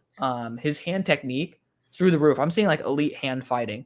But what's so interesting is that even though he knows how to combat hand fighting, he still puts his hands on the outside of the shoulder pads. And I'm like, my dude, how can you actually know what to do with your hands when you aren't engaged with the player, but don't know what happens when you are engaged with somebody? Mind blowing. But let's see. He has some whiffs while he's on the move. He started getting his hands more on the outside. I said he needs to get more in. He really needs to work on his slide right because it's just not working for him. So basically when he's moving to the right, that's where a lot of issues popped up. The pocket was rolling and he just didn't do too well doing that. It was funny because I said he has elite pass blocking IQ and hand technique with garbage run blocking IQ and footwork. So his feet got together a little bit too much. So I said his lateral mobility is really showing up as an issue versus faster edge rushers. I strongly feel like he should be a guard based on the strength and weaknesses, but he can be a tackle if he works on his footwork and foot speed. So another player who basically didn't handle speed too well on the outside. By the way, Jalen Walker, that's the guy who tormented Membu the whole fucking game. Tormented him. I was looking at Walker. Like, Walker's going to be such an interesting, it's going to be an interesting year. He could be edge 1. I'm going to call it out right now. He could be edge 1. He could be edge 1 in 2026. Yeah, he could. That's the thing, man. Depends how often he gets on the field. Yep. I also noted for Membu that I said he almost has a defensive lineman level of hand fighting ability as if he was one in the past. So, it's very intriguing. He also got thrown to the ground by Mikael Williams, who didn't do that basically versus anybody. So it was because his feet got too close together. That's why I was talking about his footwork, especially in the room. Okay. But Jonah Savanyaya is also tied with Armand Membu as my tackle 6. Of course, I actually believe Jonah could be a tackle. For some reason, Mock Draft Database has him listed as a guard. Don't know what's up with that. They have some guards listed as tackles and tackles listed as guards that really shouldn't be. I thought that versus actual technicians, this guy was a fish out of water. Talking about Leatu Latu, this guy just had a very, very tough time. He's very toesy. Level at technician. Yeah, to be fair, a lot of people were tormented by Leatu Latu, but I did think that his anchor held up very well. You're not going to bull rush through him on a consistent basis. I thought his anchor needed a little bit of work in comparison to what his initial anchor was. Like, he usually could hold up, but if you can start pushing him back, very hard for him to stop. I thought his run blocking, he looked like a chicken with its head cut off. Unfortunate. One of the things that really surprised me is the fact that he's a big dude who looks very powerful, but actually doesn't translate to his actual blocking. Very little pop in the hands. And that was a big disappointment for me overall. I was not a big fan of that. But I did think that he looked very, very raw at the position. If he does transfer to guard, not going to blame him because he did play guard a little bit last year. Yeah. So I really don't blame him if he's going full-time guard in the NFL. So, there's a lot of potential with him because he's just so green. But, the NFL, when you're at a reactionary position like corner or tackle, you can't be green and on the field at the same time. You have to be a lot more polished because you're going to get taken advantage of. And, even if you, out of an 80 rep game, if you allow 4 pressures, like that could be the big difference between whether you actually win a game or lose. So I think Jonah would end up allowing probably 15 pressures at this moment, but that's still just overall what I'm thinking. Now we're into the top 5. So who's your 4? My 4 is Ernest Green III from Georgia. Oh, really? Oh, okay. This is going to be a fun one. Yeah. All right. I have 3rd round grade on him. And I don't know, man. It's going back to this bowling ball, Bill. I feel like he's a little fire hydrant sometimes just with the legs. I think he actually moves pretty well at what is he, like 320? 320? Yeah. I think he actually moves pretty well, and he has pretty solid balance at points. Yeah. Like there are times where he gets put upright and just I feel like maybe it's just a coordination thing with him because he'll get twisted. And maybe it's just his hands and his legs and his feet just aren't in sync. Sure. But he'll get twisted and it's okay, well, now you're at a tough angle. But I feel like he's got the strength to hold that. Even in the least desirable positions, he's able to sustain and survive. I mean, this dude's strong. This dude is freaky strong, but I also felt like it was kind of like Jekyll and Hyde, right? There are times where you see the play strength, you see him churning, and then there are other times where it's where'd that go? He just stops his feet on contact and he's just kind of chilling. Oh, I'm just gonna drop my anchor and be okay, I'm gonna hold this spot. It's I've seen you bury people. You can bury this dude. Yeah. That Alabama game was the first game I went and watched, and it was I could see the good, I could see the bad. I don't know. I don't think he's gonna be as good as Marius Mims or Broderick Jones. I just don't think that's in his wheelhouse, but he can maybe sneak into top 50 depending on how big of a jump he takes. Because I think last year was his first year as a starter, so there's room to grow, but there's some upside there. At least, I mean, in terms of just he's got the play strength. That's kind of the big thing for me. So I ended up he actually has 35-inch arms apparently. It's Georgia. Yeah. But I actually have him as my tackle 12 out of 13.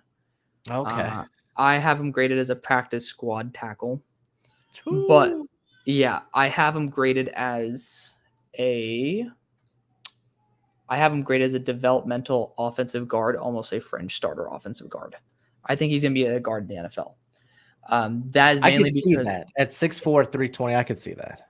So something I really noticed about him, there's a particular rep I posted on Twitter as well, where they had I think it might have been the right tackle or the right guard end up basically pulling to where, they were acting essentially as the left tackle. And Ernest Green, he looked like a ball of anxiety during that Bama game, right? He got long-armed into the quarterback. I don't know how that happens when you have longer arms. And it was always Dallas Turner. It's always Dallas Turner. It wasn't Braswell. No. It was always Dallas Turner. Dallas Turner's a beast. He's going to be a freak. Going back, I have grown a lot more appreciation for him. I was man, maybe I was low on him as a top 20 guy. Yeah, you know what I thought about him. I was a big Dallas Turner guy, but I thought that he looked much more comfortable every time there was a blocker next to him. I thought he handled guys who are more interior defensive line builds, the bigger guys. I'm talking about just Noah Boygby, for example. Like he handled those builds far more comfortably than he did those edge He rusher totally guys. did, right? Yeah, like So he looked Jamari Sawyer. That might not be a bad compromise. I thought Jamari was a little bit better of an athlete. I didn't think he was a good athlete at all. I mean, to be honest, I can't remember what I graded him at the moment, but that's. I think I graded him as a guard going into the NFL. See, I know I remember you didn't like him, but basically, I said he has flashes of excellence, but he lacks control when he blocks, leading to his hands slipping off defenders. I said he handles interior defensive line builds well and could be an offensive guard. He got long armed into the quarterback. I said, what the hell? He has 35-inch arms. How does that not pop up to me? And then he ended up being long armed into the quarterback again. And then my big issue with him as a pass blocker, as a tackle, was he kept giving up his outer shoulder to give an angle to the quarterback. And when it came to handling switches, I thought that he didn't process that very well, leading to some poor pressures that could have been resolved if he ended up just remaining present in the game. So I was hoping for a little bit more patience from him.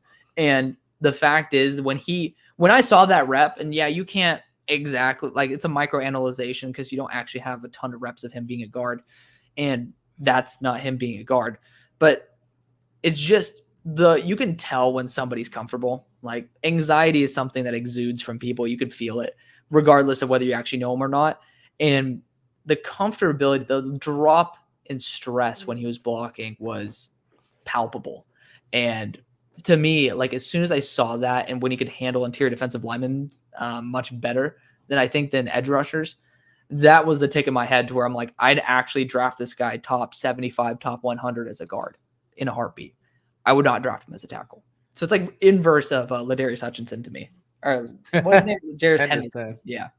So Ernest Green, I'm crapping on him as a tackle, but he's going to definitely have a resurgence as a guard in my rankings. Okay. That's fair. That's fair. Yeah. So then who was your number 4? Kelvin Banks. I have him as a fringe starting left tackle. Granted, technically he is of the guys who I think are actual pure tackles, like who I don't think could or should be considering moving to guard. He is my left tackle 1. So to be fair, that kind of spoils the fact that he is not my left tackle 1. It's just like someone who's confirmed in my mind as a pure tackle. I thought Kelvin Banks, his hands were god awful. His hands were always firing close to the head. The amount of times I could have seen him get flagged for hands to the face drove me insane. He loves to grab the outside of the shoulder pads. Bear hugs a lot. Bear hugs a lot. And to me, that's the instant way to make me not love you as an offensive lineman. Even though, at number 4, that's pretty solid. But I mean, it's a big drop off compared to where my number 4 tackle was last year. I had all those guys above 75, but like last year was a really good class. Such a good class. I mean, again, it's all about reference, right? But I thought he had really solid power. He had some good pop to his hands. Again, when you're putting your hands on the outside of a defender, you're not going to be able to essentially bench press their ass. Like, if you do, then you're way too close to him anyways. But I thought he was a very surprising athlete for how big he looked. Yeah. His footwork could use a little bit, but I honestly thought it was solid overall. His anchor was held up to some of the best of them, so I love that about him as well. It was just really when he was run blocking, the fact that he put his hands on the outside and bear hugged, that was really what separated him from being able to compete with the top of the top. Okay. So my number 3 is Emory Jones from LSU. Okay. I got him with the top 50 grade. It's like borderline back into the first round grade. I think he's actually like my top 50 grade right now. Be fair, haven't gone through all the position groups yet, but yeah, still not half bad. He is long, he is strong. He is 6'6", 222 pounds. I thought he was pretty light on his feet. 222? Did I say 222? 322. I'm still in my edge brain right now. I know. Well, hopefully no edge was 222 except for freaking Harold Perkins. Yeah, right. Golly. So I think he's got pretty light feet. He does a good job of just his overall movement skills at that size, and he combo blocks really well. Like he's able to chip and not really lose too much steam and get to the second level. Yeah. I thought the hand, I'm not going to lie, I thought the hand usage was much better than the two guys that I have ahead of him right now. Like I thought he's got strong, heavy, powerful hands, and he's able to actually keep guys. Like he was one of the few guys that actually like used his length and extent, like use that extension. But also, like there are times where he will just hold the guy and just kind of like just get the haymaker ready. Yeah, just like pound the hell out of him. I think it was coincidentally enough, it was the Alabama game because you gotta. I mean, it's key to be able to watch these players versus very similar. You gotta keep that in mind. Like, it's really good to grade players. I do think it was Braswell. Yeah, but regardless, like he's got a little bit of a mean streak in him. What I didn't like was he kind of has blinders. Like he will play the guy in front of him. He doesn't really have that head on a swivel. He won't pick up guys coming on stunts. Doesn't know how to pass those guys off, or at least he's a tick late, and he'll notice it, and he'll be able to maybe get a hand on him. But at that point, all you can do is really slow him down. But I actually liked him quite a bit. Like I could see myself going back and coming back through this after I've gone through more than enough guys and being like, you know what, he's probably a first round grade. Like, and I think he could probably even be potentially like a top 15 guy. I think like the talent's there. I don't think he's as good as an athlete as the guys I have ahead of him. Okay. Which is 2, but still like I still came away like I like him. I like him quite a bit. So I'm curious, what about his athleticism don't you think is good? I don't know if this is just like it's not that I don't think it's good. I think the guys in front of him are better. Now, I don't think it's like elite athleticism, because typically, that's me. I'm Mr. Well, I'm not Mr. Athletic, not personally, but I'm a sucker for guys that are stupid athletic. Yeah. And I think he does a fine job. Like when asked as a puller, like he'll be able to get to his landmarks, but like it's kind of like hold your seat, keep your butt in. Is he going to get there? Yeah, he's going to get there. It's fine. It's fine. It's okay. We're all right. And again, like times like where I think, is he a tick slow at recognizing the looper or the extra rusher, or is he just not as quick as I think he is? Noted. Okay, so my tackle 3 is Blake Miller. Haven't got to Clemson yet. Right tackle, Clemson. Yes. I am very aware who the left tackle is now. I really like Blake Miller. I think that, he is somebody. So coincidentally, I'm going to do very similarly to what I just did between, I think it was Coleman and Jonah Coleman, as well as Roydell Williams, him and Ernest Green. So the comfortability with another blocker next to you, Ernest Green, much more calm, knows what to do, doesn't actually make basically function as a guard. Blake Miller looks like a fish out of water.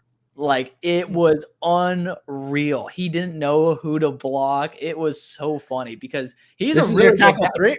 Yeah. Well, I mean, no, when he's acting as a guard, he looks pretty much undraftable. But the great thing is he's 6'6", 310. So when he is on his own and has his range of motion to truly be himself. Opposites. We're talking opposites. Ernest Green was great acting as a guard. Blake Miller, ass out of the water. But as a pure right tackle, I actually thought there was a lot that I loved about his game. I'll pull up exactly what I said right here. So I thought that he does a good job keeping his shoulders square to the defender. He uses length very well. He has quick feet. I don't really know if it's super smooth, but, it is what it is. When he is moving around the field, i.e. when he's run blocking specifically, he tends to get himself out of position a lot. He is his own worst enemy when it comes to that. I don't think his anchor is extremely solid. I didn't see him as an overwhelming athlete, but he's a good one. But, again, not really overwhelming. I said he has a hard time processing what to do when another player lines up next to him. So I said he stops his feet sometimes when he's firing his hands. especially with the faster edge rushers. The good news is he does have enough short area quickness to recover. So that's why I don't think he ended up leaving too many pressures on the board that maybe he should have. I said he leans forward too much in the run game. His tracking of defenders, basically projecting where they're going to be, is spotty, leading to him giving up his shoulder. His anchor is usually solid but can break. So I said he has tough time processing what to do. So his IQ is not that great. And I said he gets too heavy on his toes after engaging with a player. So he gets a little too toesy. But I said I want to see him do more of, I'm curious if you like this as well. Basically, it's like one of my things. I love to see when an offensive tackle reaches out to initiate contact with one arm and then brings the second to hand fire and assist. Like, to me, I think that's a great way of like a boxer doing a jab. Being able to like use your hands independently. Like, that's why I really like Jones. Like, once I saw him reel back for the punch, I was like, oh my God. And being able to hold back a guy, because it's not like he conceded much ground either. Right. So Blake is definitely going to be more of that guy where he fires both hands at the same time, good length usage. There's a lot that I do like about him. Again, he's relatively effective when he is his own worst enemy, which means that's relatively fixable. It's not that he can't play. It's just that I think he gets himself put in poor positions. And, I think with experience and with good coaching, that can end up changing. I am curious. Did you watch his teammate yet? No. Okay. Because I was kind of curious to see, how'd you compare, if you compare. See, that's something I'm excited to do. That's the deep dive. And to be fair, I haven't watched. I think it's Lee. Okay. Is it Tristan Lee? Tristan Lee. Yeah. It was just like, oh, this guy's popped off multiple times that I've watched. Right. I keep going back to Clemson, but he's popped off multiple times. I mean, on the place where we get our all 22, Clemson is pretty readily available.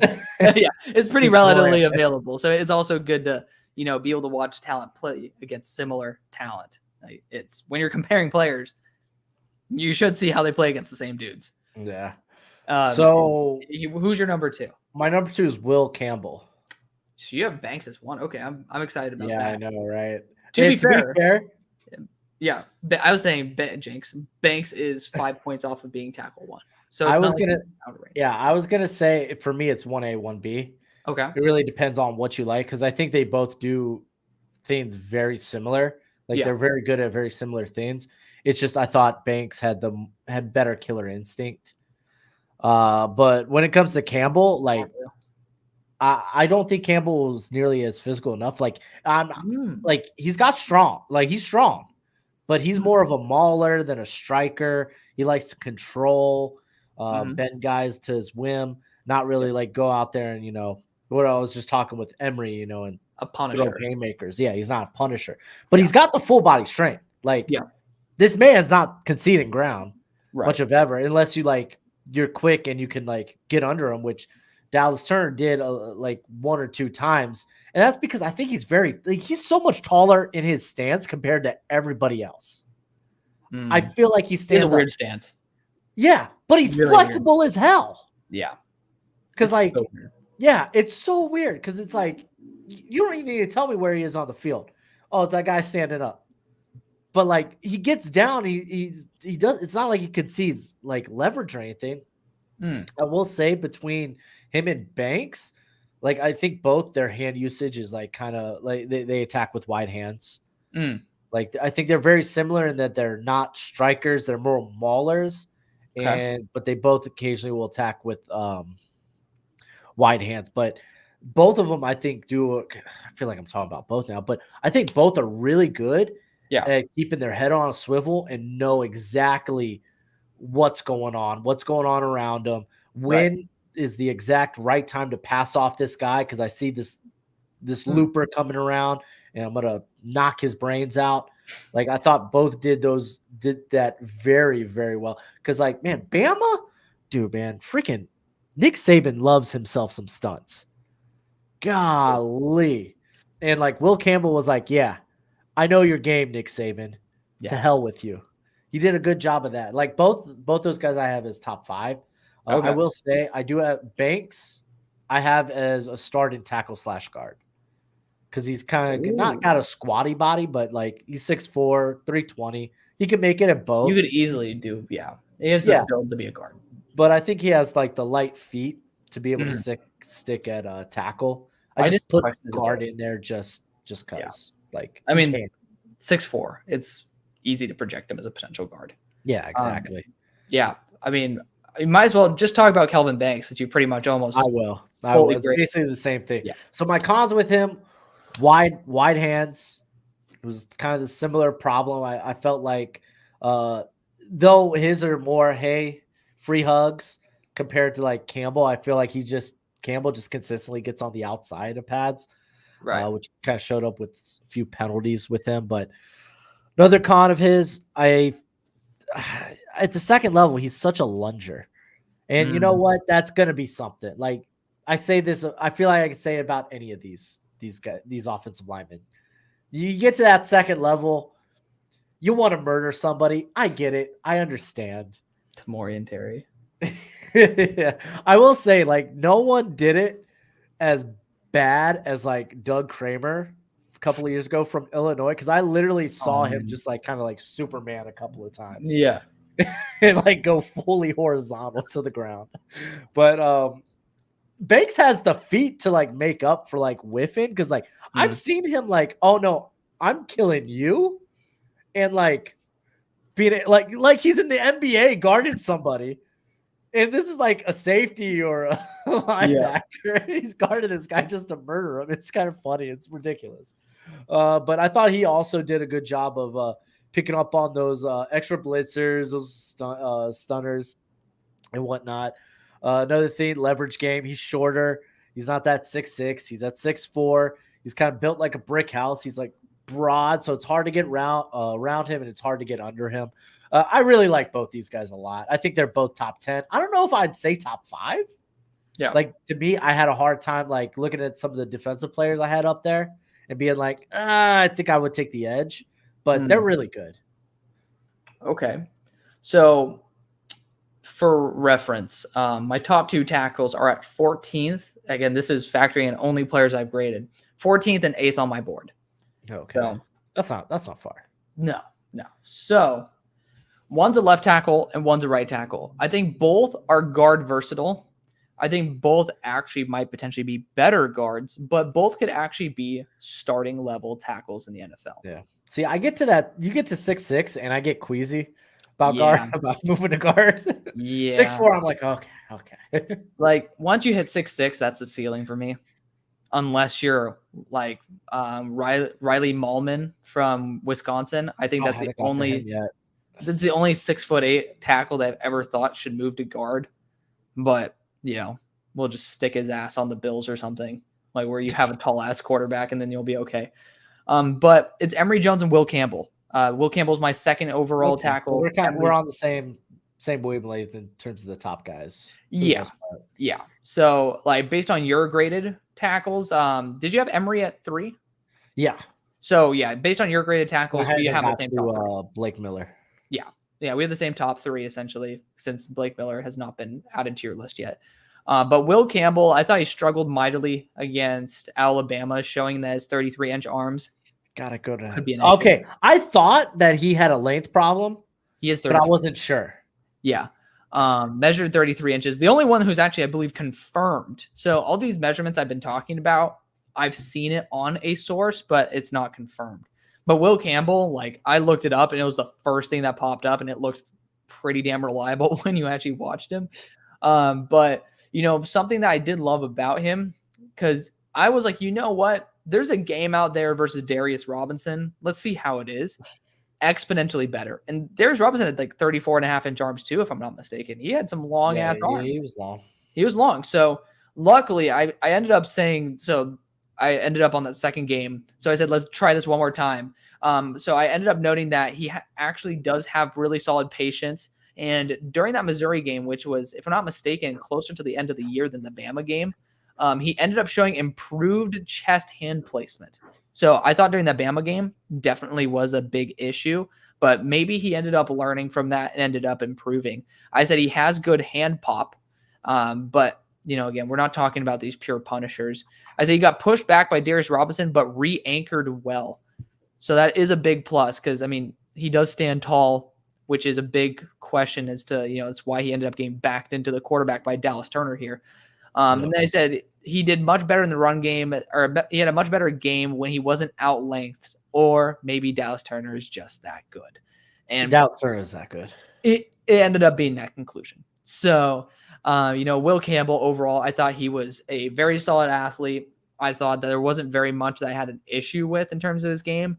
Like, I guess I wasn't wowed by any offensive lineman's IQ in this class. I know that you're pretty happy with Banks as well as Campbell. And I have him up there with the best of the class, so I don't disagree.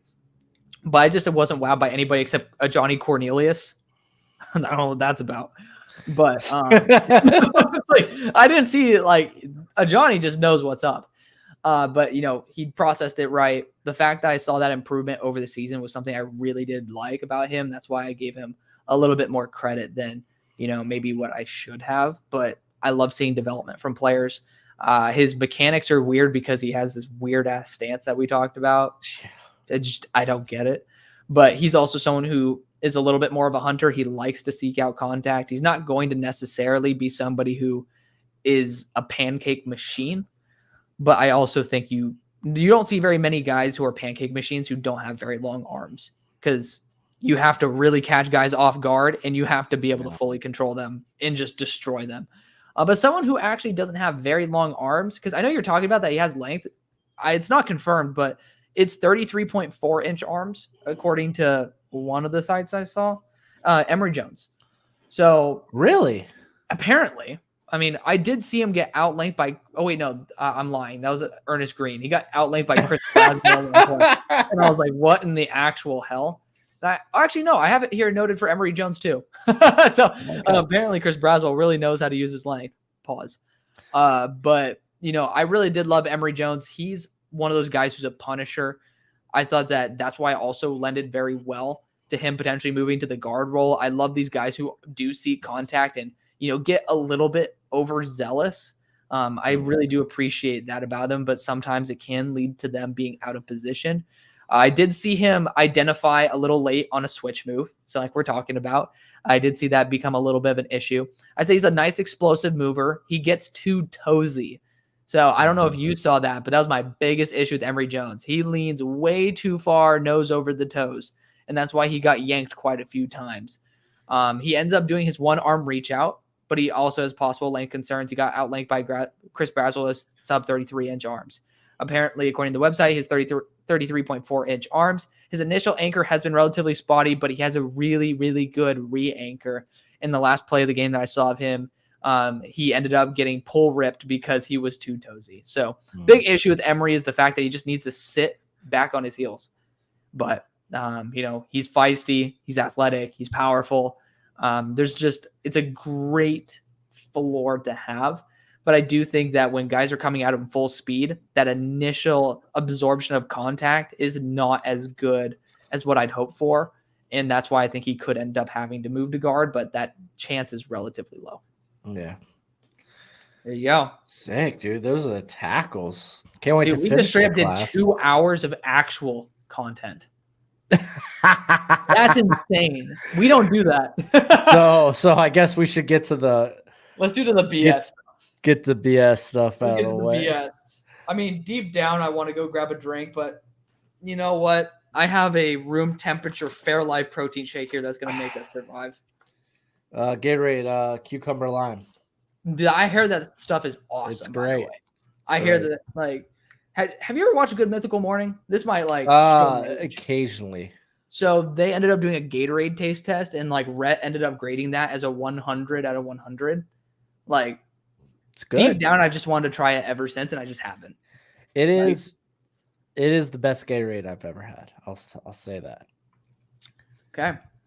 You're a Rhett McLaughlin type of guy. As a guy that typically goes with body armor. Yeah. Oh, dude. Gatorade. Rest in peace, Kobe, by the way. First time I ever got body armor was at Kobe camp. That was crazy. Jeez. I ended up. No more fun facts from you, bud. He ended up dying a mile from my house.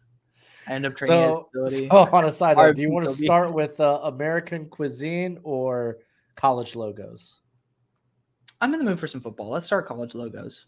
Okay. We're in football mode right now. All right. Well, I'll get us started here then. Do you want to go first or second for this? Let's go second. Okay. So you're going to be going first for American cuisine. Yeah. All Sounds right. good to me. Because you did some research on this. I wanted you to. I did because well, okay. Well, for the football logos, all I did was look at football logos. Are you talking about actual helmet decals? I'm talking not helmet decals. Just like what do they slap? Like you go to ESPN and you see a highlight package, they'll start with this logo and this logo. Okay. 2023 too. So recent. Can't pull some logo changes from the past because I'm not gonna lie, I really liked the old Pittsburgh logo back before they became light blue or not even light blue, but like I like that old Panther logo, man. Yeah. All right. I'm just gonna look at image of this. Alex, we're here again for a draft, and we're talking college football logos. Who has the best of the best? And we could only use those from 2023. No pulling from the past. I want none of this old timey nonsense. I want logos here and now. You have told me I will have the first pick. I'm very excited for you too. If you're unfamiliar, we each are going to have 6 picks. It's a snake order. I go 1. He goes 2 and 3. I go 4 and 5. Yep. So with the first overall pick, I'm going to go with the UAB Blazers. I love dragons. That's sick. I probably should have watched more Game of Thrones. Maybe I too could have been the mother of dragons, but it's one of the sick logos, dude.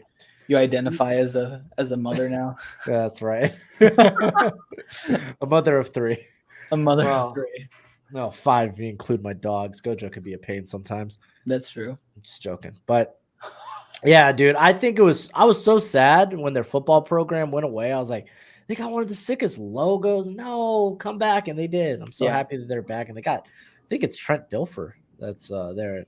Is the head coach. Yeah. Okay. I like it. There's my number 1. Okay, so my number 1, which is technically the second overall pick. You know what? I love this logo so much. I don't know why, because I'm an Ohio State guy, why I would love this logo and love this team as much as I do. But I'm going to go with the Penn State Nittany Lions. I mean, it's so simplistic. It's beautiful. Just that, it's the perfect simplistic color combination, just a navy and white. We're not even talking about the uniforms because those could be bland as all get out, but just the actual, Nittany Lion logo, fantastic. It's just something that I'd be willing to put on my wall. That's pretty much what I'm using for a test here is like, would I think it actually looks good as a sticker decal? And it is. I think Penn State's awesome. They still need to find a quarterback. I know that you disagree, but I'm just definitely not for that. But, Penn State is a spot where I ended up falling in love with a ton of their players far more than I should have. Trend's probably going to continue forever. But my number 2 pick, this is going to be a little bit more tough, but I'm going to go a little bit outside the realm of normalcy here. Normalcy? I'm going Stanford. I love the Cardinal logo. I absolutely adore it. I've always adored it. You love trees. I do love the trees. Big I mean, I'm tree from hugger California. here. I'm from California. I'm a sucker for the redwood. So, it's a little bit of something at home for me. Stanford was my dream school as well. Technically Vanderbilt was, but if I could choose what school I went to, it would have been Stanford all day. So it's a spot where, I love what they stand for, but also it's relatively simplistic. It has a ton of meaning to where they're at in Palo Alto. Like the redwoods are huge for that part of the country. And, it's a beautiful tree. I mean, I love California redwoods, but to me, it brings something that is a little bit more sentimental. And I already know that you wouldn't have chosen it, but I still want to put it there anyway. Yeah. So my number 2, I'm gonna stick with group of 5. I'm gonna go with the Coastal Carolina Chancellors. I don't even know if that's how you say it right, but I don't care. That's an angry looking chicken, and I love the color scheme, dude. It's a sick color scheme. It's a sick color scheme, man. Back With when teal and black. Grayson McCall was going off against Zach Wilson and his many moms. Dude, I mean, it's just sick, dude. A pissed off chicken. Sign me up, man. Sign me up. Chicken. Literally, it's just I'm like, yes, let's go. I remember when they first made their debut in the FBS. I was like, what is this team? And this is the sickest logo I've ever seen. Not sick enough for one, though. My number 3, I'm going to stick with animals here. Maybe I'm just an animal guy. I'm going to go with NC State and the Wolf Pack.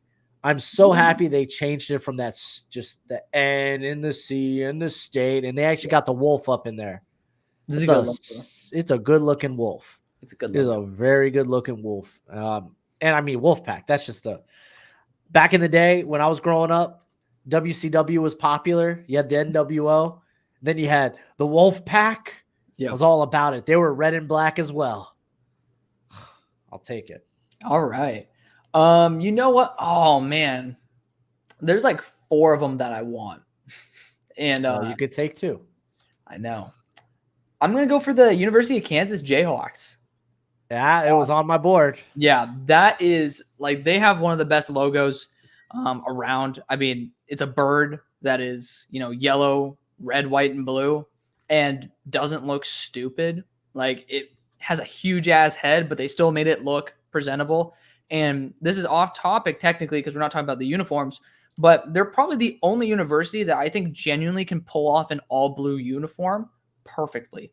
Like there's not something that I actually genuinely dislike about a full blue uniform that they have. And I always have gripes with relatively monochromatic uniforms. So just overall, I mean, it's a sick logo. It's super unique, but they actually pulled it off when I don't think that, 9 times out of 10, it would have been an absolute dud. Okay. I have another one too. I forgot about that. So my 4th is going to be the University of Texas at Austin. So similar to what I was talking about with Stanford. UTSA? What? University of Texas at Austin, not San Antonio. Oh, San Antonio. I'm sorry. Yeah, get that crap out of here. UTEP has a sick logo, though. I got to be honest. I'm looking at it right now. It is a nice logo. But for UT, it's similar to Stanford. It has a ton of meaning to the state. So Longhorns are huge here, literally and metaphorically. It looks beautiful. It's very simplistic to me. Technically I'm trying to go to UT for a grad school, so I guess I shouldn't do horns down, but you should. I mean, the fact is their hand signal is also a replication of what their logo is. So, to me, I love the brand of it. It really has it's simple, but it means so much. And again, something that I'd be more than happy to put on my car if you strip it from the fact that I've went to other Texas schools. All right. Well, it looks like you're the Power 5 guy. I am the Power 5. I'm gonna stick with the Group 5. I did manage to sneak in a Power 5 school on my list. There we go. For this next pick, I'm gonna go with the Army Knights. Ooh. I think in terms of like Knight/Trojan helmet, Spartan helmet, it's the best looking. Like Michigan State, theirs is kind of meh. It's fine. It's okay. I like Michigan State's, but I like it too. It's just I love Army has a little bit more going on with theirs. Same with like San Jose State. Like theirs is cool, but like I love the shield, the helmet. I think they even have swords in there. I might be making that up just on the spot, but I like it. Gold, black, you can't really go wrong. I thought it was pretty sick. Okay. Number 5. Yeah, you have another one, right? You're finishing yours off. Yeah. I'm gonna stick with the Group of 5. Damn. I gotta go with this one. I'm gonna go with the UConn Huskies. I love Huskies, dude. I love Huskies. I own 2 Huskies. Well, Gojo's like half Husky, but 2/3 compromise. It's my favorite dog, man. It's my favorite dog. Best believe there wasn't going to be a bulldog on the list. They can't even breathe right. Give me the most beautiful dog on the planet while still it basically looks like a wolf. Oh, I love it. I love it. And UConn, low-key, they were like my college basketball team growing up. So I loved That's a Ben good team to root Gordon and for. all that. Yeah. It is a good team to root for. They've been Good team. quite good from what I hear. Yeah. Okay, so deep down, I'm between 3 for my final one. I'm looking at Washington State because their logo is awesome. I mean, it also has W and S in it. Like they blended that together. It's a good logo. It's a really good logo. But speaking of Bulldogs, also Fresno State really pushing hard because that Bulldog looks awesome. Really does. But I'm going to be a homer. I'm going to go SMU Mustangs. Simple, beautiful, refined. Also something that was a big thing for the Texas Plains were wild horses, Mustangs. And it's my alma mater. So, of course, I got to represent it. Well, that's your nickname. You're the horse. I am the horse. So that works. Dude, give us a neigh. Nay. You got to work on your neigh, bro. You need to work. Yeah, I need to work on that, don't I?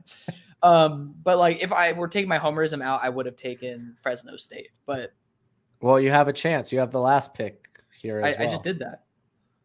You're taking SMU. Fresno. No, I'm taking SMU. Yeah, you have one more pick. I do. 6. What did I do so far? Stanford, Penn State, UT. Stanford, Kansas, Texas, and SMU. Hold up. Penn State, UT, SMU, Stanford, Kansas. That's 5. Oh, we're doing 6. We always do 6. Oh, yeah, no, get this shit out of here. We're going Fresno State. I forgot that. I thought we were doing 5. Yeah, we're definitely doing Fresno State. That Bulldog is one of a kind. It's something that I wish a better team had. Just so I can see it more often. But hey, you know what? The Jay Cater years weren't bad. They weren't bad, but I mean, there's not much more to them. All right, so I think I'm gonna ultimately, because there's some good ones out there. We can maybe talk a little bit about the other ones after, but I'm gonna stick with Group of 5. There's some Power 5 ones I would love, like Washington State's on my list. Yeah, I'm gonna go with the Tulane Green Wave.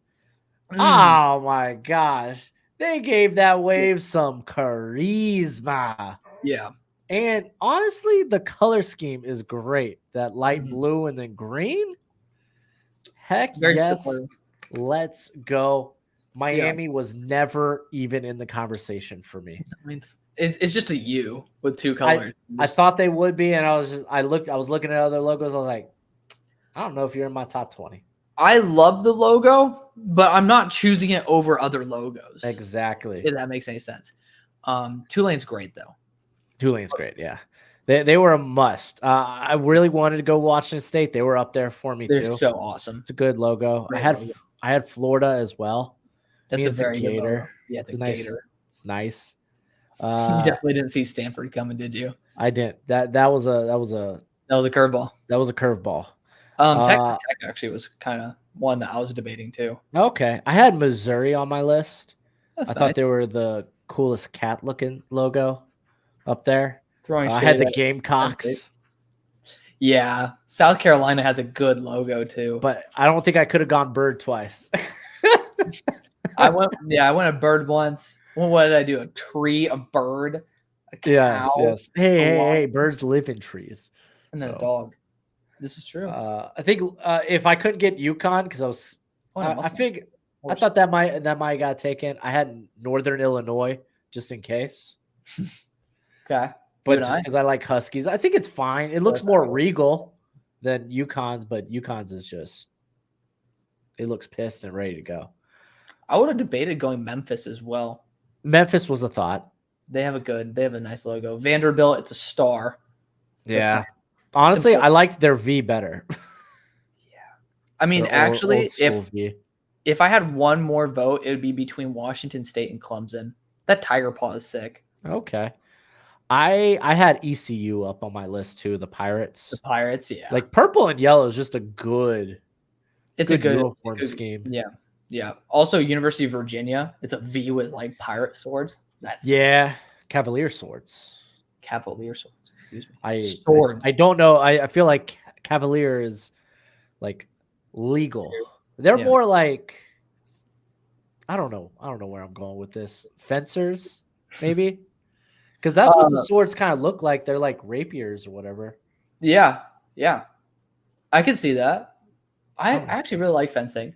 The USC logo on the side of the helmet, that's sick, but you can't really like the Trojan logo is sick, but their mainstay is that it's the SC.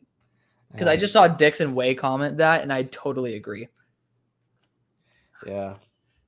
I mean, dude, if the Bulldog logo was, not the Packers logo, then I know. I mean, it is what it is, man. But I thought about the Seminoles too. I thought about Notre Dame. That's good. Notre Dame, yeah. Well, I don't like the ND. I like their actual the Irish guy. Irish guy. Yeah, I like that too. Okay, let's get into food. All right, let me let Gojo out because I think Gojo wants food too. So for those of y'all who are hopping in, which again happens every time, this is the time where the most of y'all are hanging out with us. The people have spoken. They know what they want. I know. I'm like, we have 2 hours of really good football content and you show up. We love you for it. We're grateful. But you show up for the part that's not football. It's like, damn. We might as well. They want to know more about us outside of, what we think about players and why we're wrong.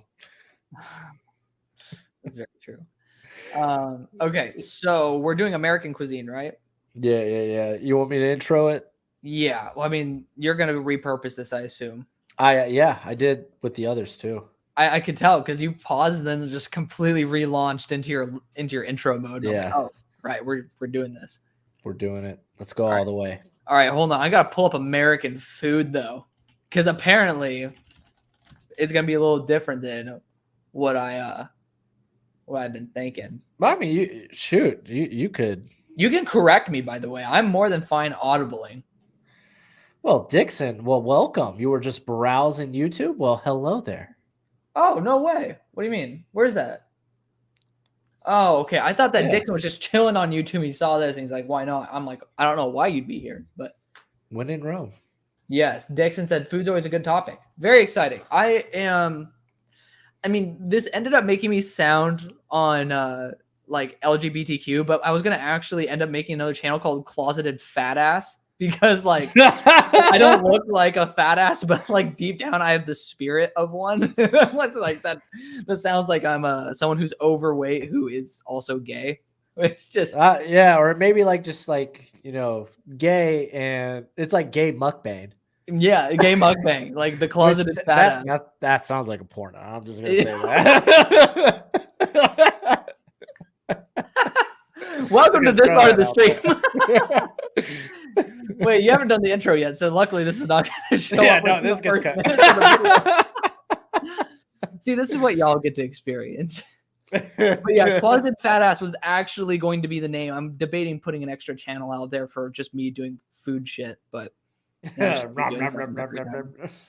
I mean, like you could be something with a horse.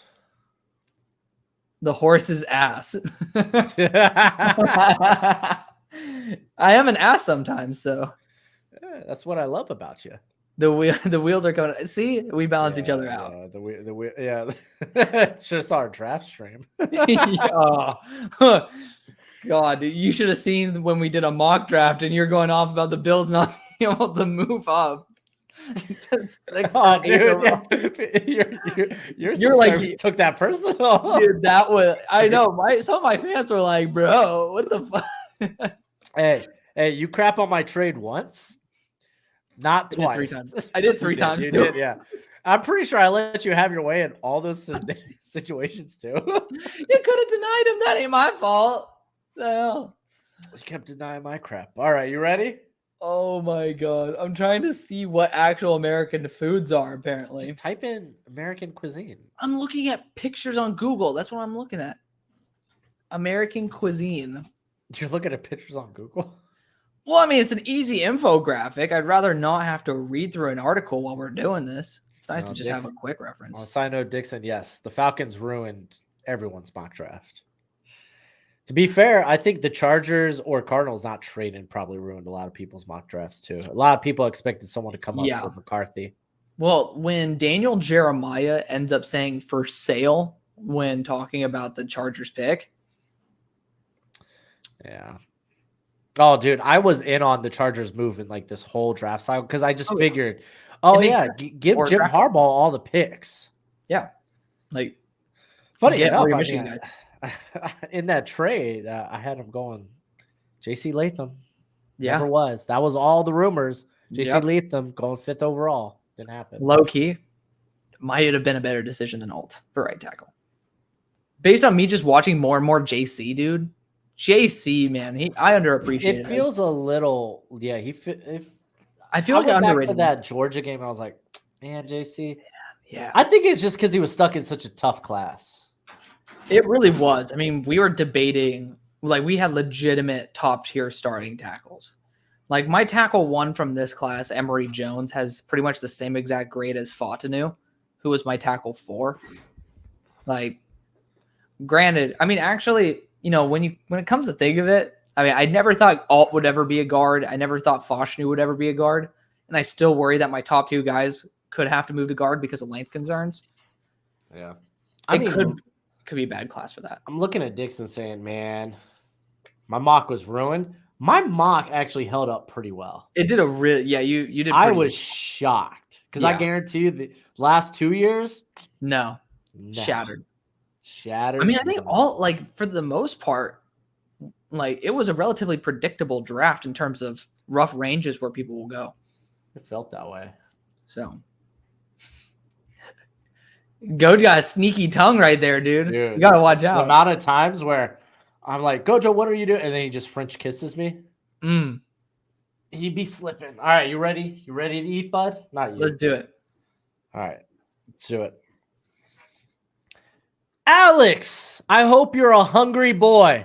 Oh, no. Because we are here drafting American cuisine. If you're not familiar, we're going to be drafting the best, or at least our favorite, American cuisine.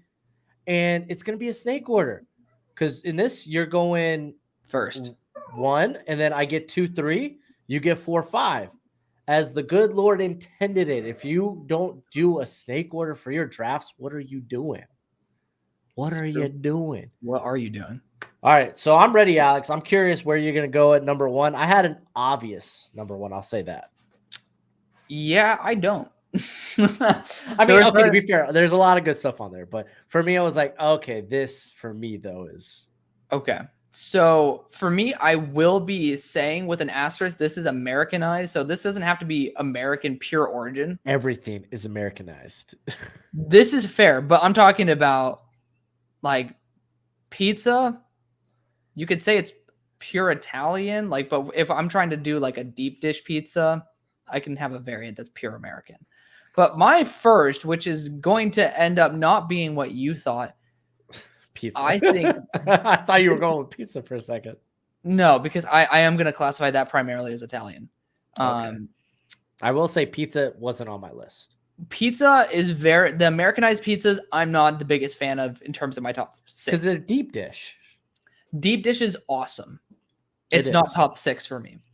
It might be. Who knows? Because we're doing 12. But it's actually chicken and waffles. I adore that combination. I've only had it a couple times in my life because I am a picky ass dude when it comes to it. But I ended up finding this one restaurant in the south of Dallas. I think it's called like Market at Bonton Farms. Their chef left, so RIP to that recipe. But it was the first time I ever tried chicken and waffles, and it was mind blowing. Like the perfect combination of crunch, soft texture with both like the tender chicken as well as that crunchy but also very, very soft and fluffy waffle. The sweetness, the spice, because they actually had a really good spice blend on it. Like when made properly, I don't know if many dishes can truly match the power of a beautiful chicken and waffles. I am going to ask, is chicken now completely off the table? Are you talking about like fried chicken? Potentially. Like, I would think you would have to be more specific. I assume Okay, you're talking that's about all- Nashville hot chicken because that's fucking bomb. Okay, well, that wasn't going to be my next pick. Okay, but yes, I just want to know, maybe for future reference, perhaps, you know what to take off my board. yes, With this first pick, I'm going cheeseburger, bro. yeah, that was the It's obvious the most one. American thing. It's a great one, dude. The world thinks we're fatties, and it's because of the cheeseburger. They're right. They're right. There's 46% of Americans who are obese. So yeah, dude, cheeseburgers rock. They do. They're amazing, dude. It's hard to beat a really good burger. Yep. Just again, you get you get veggies, you get throw some pickles, you throw some sauce, maybe barbecue sauce. It's versatile. Mm-hmm. Now with this next pick, actually, it was spoiled thanks to Dixon in the chat. I'm gonna go with barbecue. I'm gonna go with ribs. Oh. Delicious, dude. You gotta have ribs at a barbecue. I'm one of those. I may not look like a pretty boy, but on the inside, my spirit animal is a pretty boy, and I hate getting really dirty, right? Right. Especially like barbecue, my hands get sticky. That's the one time I don't mind and I don't care. I will bury myself into a good pair of ribs. So when you come to Dallas, we're getting ribs. Yes. There's a place called Terry Black's. It's absolutely excellent. It's downtown. I go there for my birthday. My parents who are vegetarians, that's the one day, like they'll go on their birthday to break their vegetarianism to go to Terry Black's. There's a place right near where I live right now called Cadillac. Apparently it's like even a bigger tier jump above. It's like some people think it's the best in the world. Some people think it's the best in the country. They like raise their own cows. They have a bunch of like genealogy shit that they use. So I'm trying that out. That's the place where I'm going with Marshawn. But regardless, that's a great choice. Is barbecue off the table? I think since I specified ribs, it shouldn't be. I mean, if we're gonna leave other chicken products, okay. Like I'm doing with chicken, because I'm not gonna go with like special smoked brisket or something like that. I mean, I think you can, but it's like I want to be able to talk about that maybe later because this is something that's closer to my heart because I had it today and last night, and I could just go basic hot dogs. So maybe this takes up all the hot dog category, but there's a specific kielbasa that's like a special sausage, and it's from Central Market. It's called kielbasa mesquite smoked beef. Unbelievable. Have you ever had a Louisiana hot link? You have. Yes. Yeah. Almost identical to that. So essentially it's a Louisiana hot link. And you put that, they have, do you have Central Markets out there? Bougie ass grocery store. No. So if you get the right things, it's not super bougie in terms of price. So that's good. But they had this jalapeno cheddar sourdough that they make in house. I ended up making that and just chopping up a kielbasa and, just put a little bit of ketchup on there because I was craving a hot dog, but I wanted it to be elevated. I mean, I am a fancy ass dude sometimes. There's nothing that can compare to just basically a pure hot dog experience with something that is that good. So I had it today. I would say hot dogs are off the board. Yeah. For that. I think so too. I mean, kielbasa, it's just essentially a substitute for that. Yeah. But Louisiana hot link / kielbasa would be my second choice. Third though, because I thought about that really long and hard. So this is going to be a little bit tough to pivot from. I mean, pause. Oh man. I mean, there's a lot of foods I love that are unfortunately other cuisines, but I mean, I'm going to be a little bit of a stickler here. I'm going to take a bit of a category out of the equation. I'm going to go bagel breakfast sandwiches. Oh, okay. That's like a very popular thing on the East Coast, but like bagel breakfast sandwiches, whether you want to get them with schmear, cream cheese, like I'm a sucker. When my middle school and high school days were around, I get a bagel, cream cheese, and 2 pieces of bacon. That's a great way to rock. I still do that to this day. By the way, Trader Joe's, get the, what is it? The cinnamon raisin bagels, get their light, low fat cream cheese, and get their turkey bacon if you want a lower fat option, and just crisp the hell out of the turkey bacon. Unbelievable. So I have that actually probably once every week or two. So love that. But then you also have it to where you have the egg, avocado, hash brown cheese, like bagel breakfast sandwiches. I could have said bagel sandwiches, but bagel breakfast sandwiches in specific. It's a good pick. Ridiculous. All right. Well, I'm here with my third pick, and I'm going to go with New England clam chowder, dude. Ooh, I freaking love clam chowder. Nothing. It's hard. I think it is like the best entree, or whatever comes out before the main course. It is so hard to beat a good clam chowder. You could throw bacon in there. You could just put sriracha and a little pepper. Yeah. Oh, to me, it is the superior soup by leaps and bounds.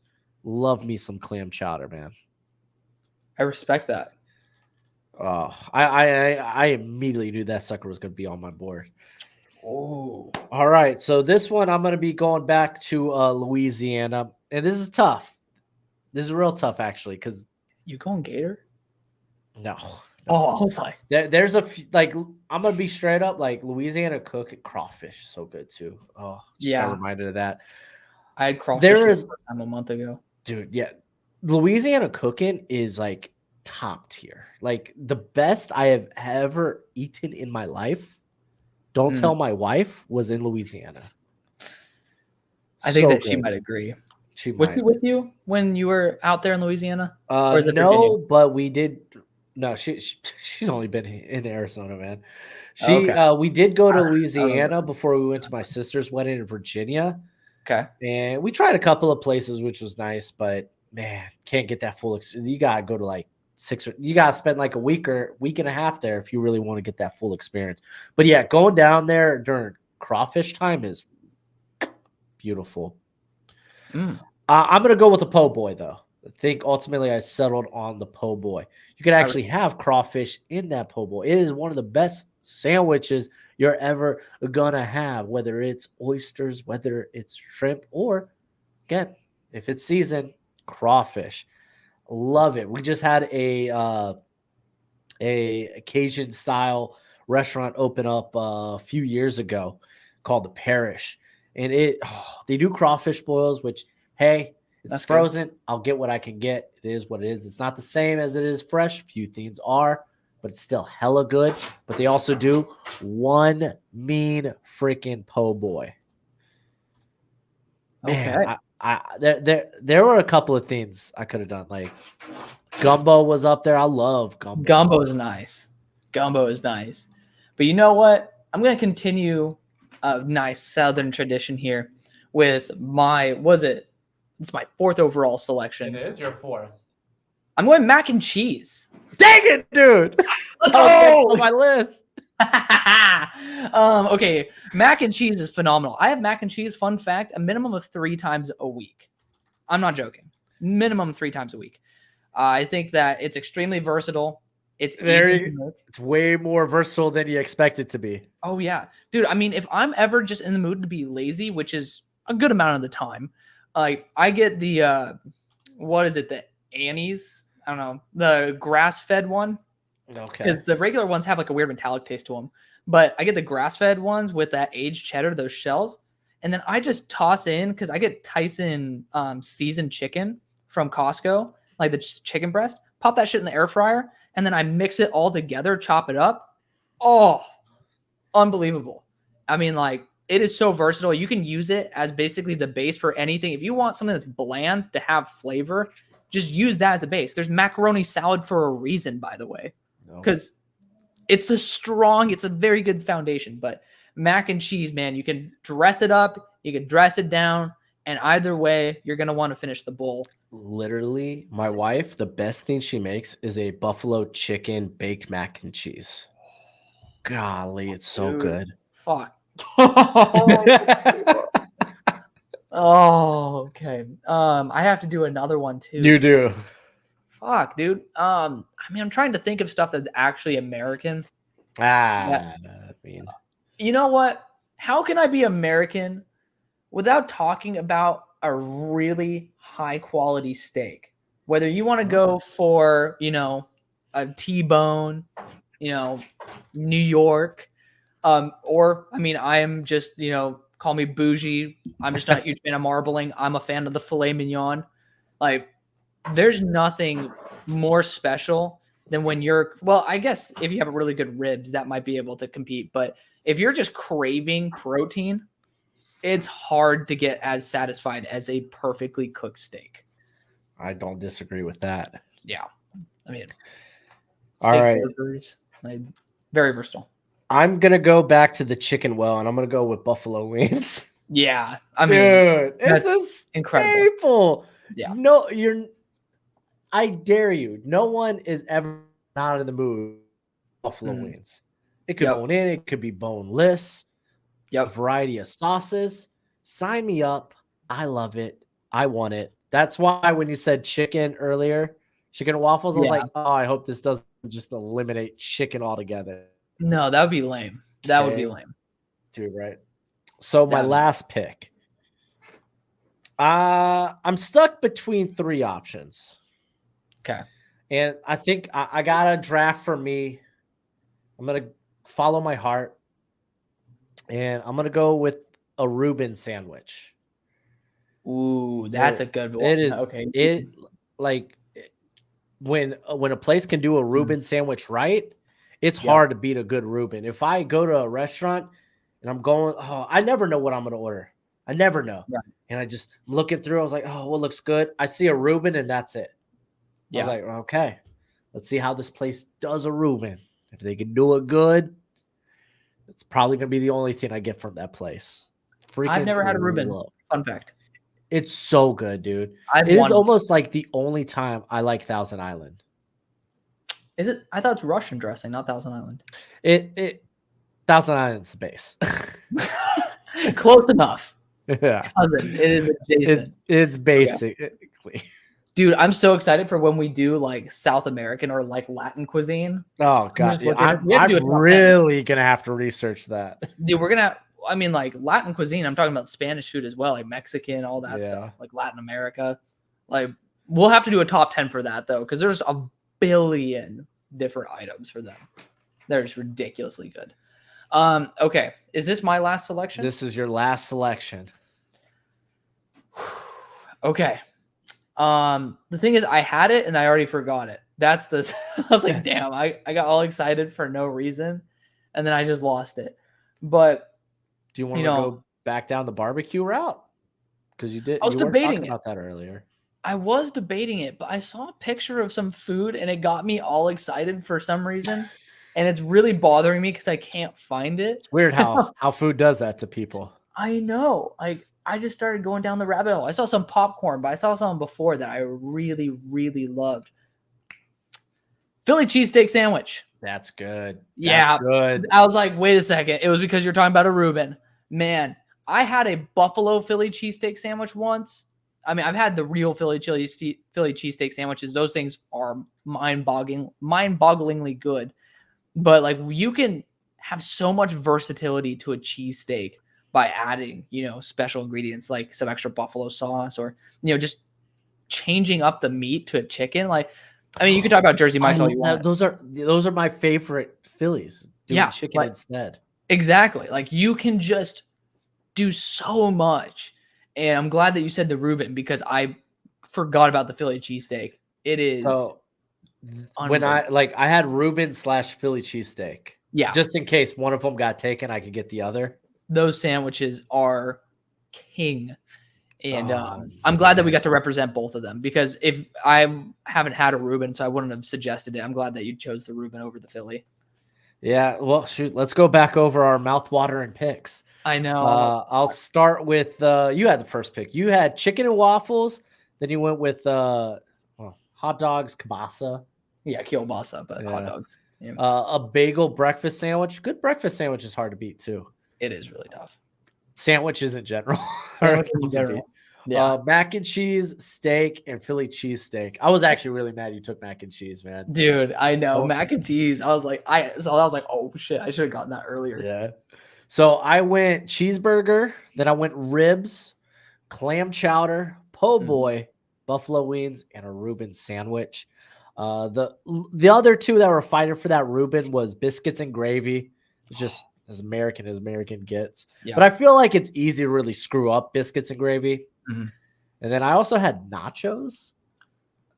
Yeah. I guess that's very Americanized. Yeah. Yeah. Very. Yeah. That's why I was like, I could go with that.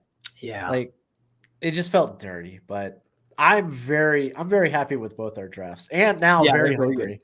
Yeah, I know. I'm like, shoot, I still have some jalapeno cheddar sourdough sitting in there. I'm like, I think it's time to make a sandwich. I know. As Harrison Buckner would say, get in the kitchen.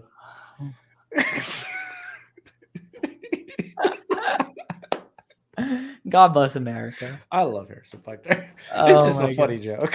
Yeah. Okay. Anyways, also, by the way, the hot dog pick, I think, like, thinking about it, have you been to like Doghouse or like one of those places where you can make specialty hot dogs? They have a place out here called Luke's that does that. Luke's. Okay. So there's a place in LA. I think they're relatively countrywide chain, but they're called Doghouse, Haus. But like you can get like specialty hot dogs that you end up just customizing. Man, like even like chili cheese dogs as well. I shouldn't have been able to outlaw all of those because I think that's a different category, but my God. It was a mid-draft decision. It is what it is. I know. It is, but it allowed us to explore other possibilities. Now, Alex, we gotta talk about what we're doing for next week. Yeah, we do. We've got to the part where it's now we got a game plan. Yeah, now we got a game plan. Okay, so I do love the idea of minimum one football, minimum one like non-football. Yeah. I like food, so I'm just always. So do we want to stick with food, or we want to give food like a week break? And then I think we should let the people answer that one. Well, we'll let people answer that while they're basically saying if they want a food or non-food topic. I think for football, I want to go uniforms one of these weeks. Unis. Do you want to do NFL or college or? We did do college this week. I do like going NFL, and there's so many college unis. It's like, that's tough. You talk about Oregon, like which one of their 96 uniforms are you talking about? You know? So that's the thing I'm about to ask. Can you draft unis from multiple, or can you draft multiple unis from the same team? I think you have to draft all uniforms. All How about the that? Unis? I was gonna say I won't draft the Steelers then. I don't want those god-ass, ugly-ass B outfits. That's what's funny about that? I love those. I mean, I love what they mean, but I'm not going to choose that over. Back when I used to play Madden, that was what I rocked because I loved playing with Big Ben and Le'Veon and Antonio Brown, and I always rocked the Bumblebees. I respect it. I just this is what I'm saying. Let's do specific. Like a specific uniform. Do we want to do alternates then? Like basically. Include everything. Color rush, everything. Oh, I was gonna say exclude the primaries. How about this? Once we have to go crazy. Yeah, I was gonna say we could just go as long as the uniform has been played in. How about that? Yeah. Okay. I mean, I was just gonna say as long as the uniform has been played in, that's not their primaries now. Because I feel like it's relatively boring to draft the current ones. And I think it's more fun to just go back and i.e. Tampa Bay Buccaneers, the orange. Creamsicle. See, we're already talking about it now. I know, dude. It sounds so good. And then we're talking about food too, creamsicles. I'm like, All right. So we got NFL uniforms. So wait. People need to vote. I don't think they will. I know. So we're saying you just draft a uniform, but that team's still on the table if they have another uniform, if you like. Is that what we're gonna go with? We could do that. I feel like that's fair. That's fair. Because it's not like how many teams are gonna have multiple amazing. Exactly. Ones? That's what I'm gonna say. Yeah. Yeah. How many teams are gonna have multiple? Sure. Okay. I already know what my pick is. I'm gonna take the number one pick in that draft, and you already know what I'm gonna pick. Yeah, it's the Bumblebees. Well, I guess I know what my last pick's gonna be. I know. I'm like, all right. It's like, tell me how you really feel. Yeah, I know one pick I have to get right off the top of my head. I know too. But I'm also fairly confident with that you won't get it. That you're not even gonna think to take it. Okay. I hope. I don't know. We'll see. I'll brainstorm. I'm curious now because I know exactly what I'm taking with the first pick. Yeah, I mean, off the top of my head, I already know like 6 unis I would love to get. I only have 2 that I'm like 100% certain I need, which maybe would be better if I was number 2. But I'm worried that you'd take my favorite one with number 1, and I can't let that happen. Yeah, I mean that's fair. I know too much. But next week for positions, we'll go back over offensive line because you're doing that right now, right? Yes. Yeah. And I should be hopefully complete with interior as well. Okay. I'm doing it all as one. Okay. I'll be complete with the interior by then. I think I'm gonna transition maybe to tight ends next. I'm not sure. I'm not. Yeah. Wait, what positions have you done? Because I'm gonna try to maybe get then one. I'm gonna jump. I'm probably gonna go linebacker after. Okay, maybe I'll go just linebacker. Work my way back. Yeah, I'll go linebacker. I'll go linebacker with you. Yeah, but you won't be ready next week, right? No, not for linebacker now. Yeah, I'll go linebacker next week, so then we can have that little taster, and then we'll have that recap as well. I mean, offensive line's like doing all of it because now on my draft guide, I'm separating guards and centers rather just listen. I do actually left guard, right guard, and center. Yeah, I figure if they could play both sides, I'll specify if I'm like I'm not sure if they can, but right. I mean, I'm not going to. I specify it just left and right just to make it a little bit easier for me. But I mean, I have them listed as, especially for offensive tackles, O line. So it's like not like, oh, they're going to be a left guard specific. Unless I've literally seen them play on the other side, they look ass. I'm like, that's very rare on the interior. Tackle, not so much. So I'm actually already making a list for the uniforms. Look at you, man. Look at you. Yeah, I figure while they're on my mind, yeah, I'm just like thinking. So what are we gonna do then for the non? Shout out to Nelson. He said the goats love y'all. We love you too, thank you, buddy. So since none of y'all ended up saying anything, because they're all on Twitter. I know, like guys, come join us on YouTube. We're making no money from Twitter. It's fine. We're having a good time. We would make like $1 extra if you guys came to YouTube, but you know your support is always appreciated. 7 cents. I mean, it really is nothing. Like it genuinely is nothing. So don't worry about that. It's another reason why y'all should show love. I mean, we do these 3-hour streams and make $0 off of it. So, like, rub it in, why don't you? I mean, we do this because we want to just have a kickback, enjoyable time. Again, this is DraftBros, and because I have a full-time job, it's going to be very rare that I'll ever legitimately not be able to have this. I don't have homework anymore, which is a big plus. So, you know. At least there's that. You're going back and already doing your list. Man. I'm thinking. I know. Oh, what the hell, man? I can't help it. It's in my mind. All right, what are we going to do next week then? Oh, man, that Latin cuisine got me going. I saw some pupusas. I was like, oh.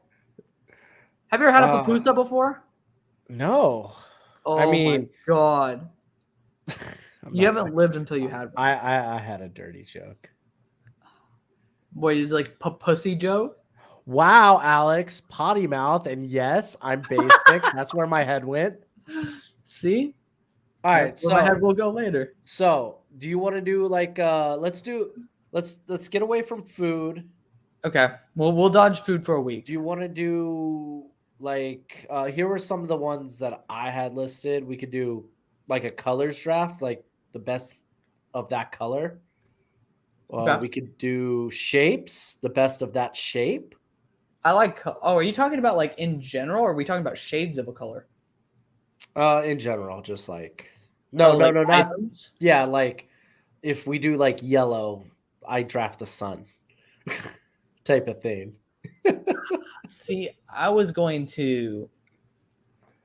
Yeah, I mean, I got other examples. We could do we could draft the months, which perfect. That's 6 fun. and 6. 6 and 6. So whatever. Then we are could shit the on most some people's ideal. months. Exactly. I also have dates in here, so like holidays or like I don't know, birthdays, whatever. That's a possibility. I like holidays. Yeah. Yeah. You want to do a holiday draft? Yeah, I think holiday is fun. It's that or the months for me. That's what really resonated for what I'd want to do right now. Yeah. And I assume I'd want to do it next week too. Okay. Which do you want to do? Okay. I'm gonna have you choose a number 1 or 2. Okay. Hey, I hold like on. that we're doing it this way. Yeah, hold on. I need to select what I'm gonna have at 1 and what I'm gonna have at 2. Okay. I'm gonna go number 1 since I don't have to go number 2. Holidays. Holidays, all right. Yeah, holidays for number 1. That's good. We could put months on the back burner. Yeah, I mean, months sounded more entertaining because it was 12 and 12. No, we gotta do months. That's awesome. Doing 12 and 12. That type Oh of my gosh. elimination. Okay, let's do month. We'll do months and then we'll save We've never done holidays for another elimination. day. Like we've never done that to where we actually fully expend an entire list. And this will say, what are the crappiest months? Yeah. I don't even know what I don't know what like sign you are either. Oh, I'll tell you this. My birth month is near dead last on my list. All right. Wait, I'll just say, what are you? Like, I'm not going to tell you. I'm a Pisces, though. Come on. I don't know what that means. You don't know your astrological sign? No, because I'm not a crazy person. We will go well together. I just know. You're a Leo, and I'm a Scorpion or a Scorpio. Hey, what season are you in? Like, yeah, I am all the seasons. I am the Alpha, the Omega, the beginning and the end. If you're gonna draft the sun, at least give some respect for our Earth's axial tilt towards it, and just tell me the season. Yeah, I ain't disrespected the sun. I'll just go find. The sun's the biggest star of them all. Honestly, probably the only star that matters. See, I thought you mattered. You're a star to me. If you are what you say you are, a superstar. Have no fear. I love Lupe Fiasco. He used to be like my favorite rapper for like.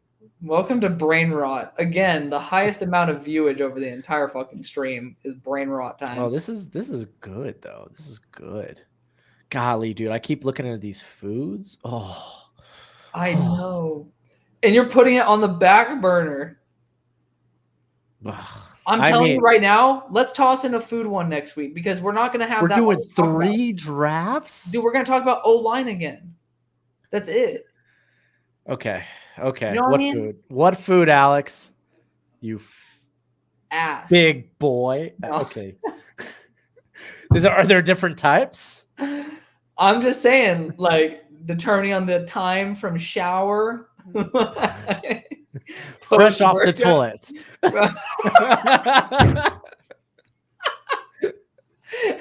After I'm done, I want it to look like I just had chocolate.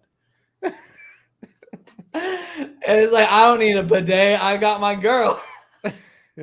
Oh, God. We're going to hell. Okay, so that's not the topic. Yeah, no. I was going to say Latin foods, but. All right, okay, so Latin food. What's the umbrella there? So Mexico, Spain. Mexico, Spain, Latin America doesn't have too many variations. Huh? Okay. I think we should do maybe a top 8 for that. Oh my gosh, more than American cuisine? Oh yeah, American cuisine is relatively thick block. The disrespect. We're doing 6. We're doing 6. I can guarantee you there's 12 items I want to order off every. You could sign your UDFAs after the draft. Well, that's where all my money's going to go. All fucking UDFAs. All right, so now you've given me something I really have to research. Do you not have Mexican food? We do, dude. I live in Arizona, I know. but I mean, I need to know what the larger array outside of just like a chalupa. Okay, do you want to just do Mexican food then? Because I feel like that's pretty No, expensive. no. You said Latin. Because there's so much more. But why don't we just do freaking Mexican? No, then? no, It's no, so no, no, small. no, no, no, no, no, no, no, no, no, no. Okay. You said Latin. Maybe Mix there's something. nachos Maybe with American cuisine. I didn't pick it. I just said it was on the board, just in case things went real south. Then I'd have to go to. I'd have to go to the south. Oh my god. I'm right now doing one once. Oh shit. All right. I gotta get going in a minute. All right, me too. I'm actually really hungry now, so I'm gonna go eat. Oh my god. God bless. God bless America and all of our foods. Dude, it was a good time. It was a good It time. was. Thank you guys for joining Brain Rot Sesh with us. We do appreciate it. I'm hungry now, so I'm gonna lie to Some my would say fitness as now. hungry as a horse. Why am I a horse now? I don't know. How did we get here? I don't know. Well, I'm gonna have to go back and look at the beginning of the stream. I know. I'm like, why am I a horse? Maybe Just a name. maybe you're a horse from the waist below. Your feet look like hooves and stuff, you know. Sure. Devin's. Did you see Devin's comment? He's like, "Damn, y'all are still streaming." Yeah, this is typically how these streams go. I know. We're like every time we're like, dude, let's do this 2 hours flat. We're not going an hour, like going in like a minute over. Never. Hour extra. We're like 50%. Let's go. All right, buddy. Well, I will right. catch you in the next one. All right. Later, Thank you guys for people. watching. Take it easy, everybody. Later.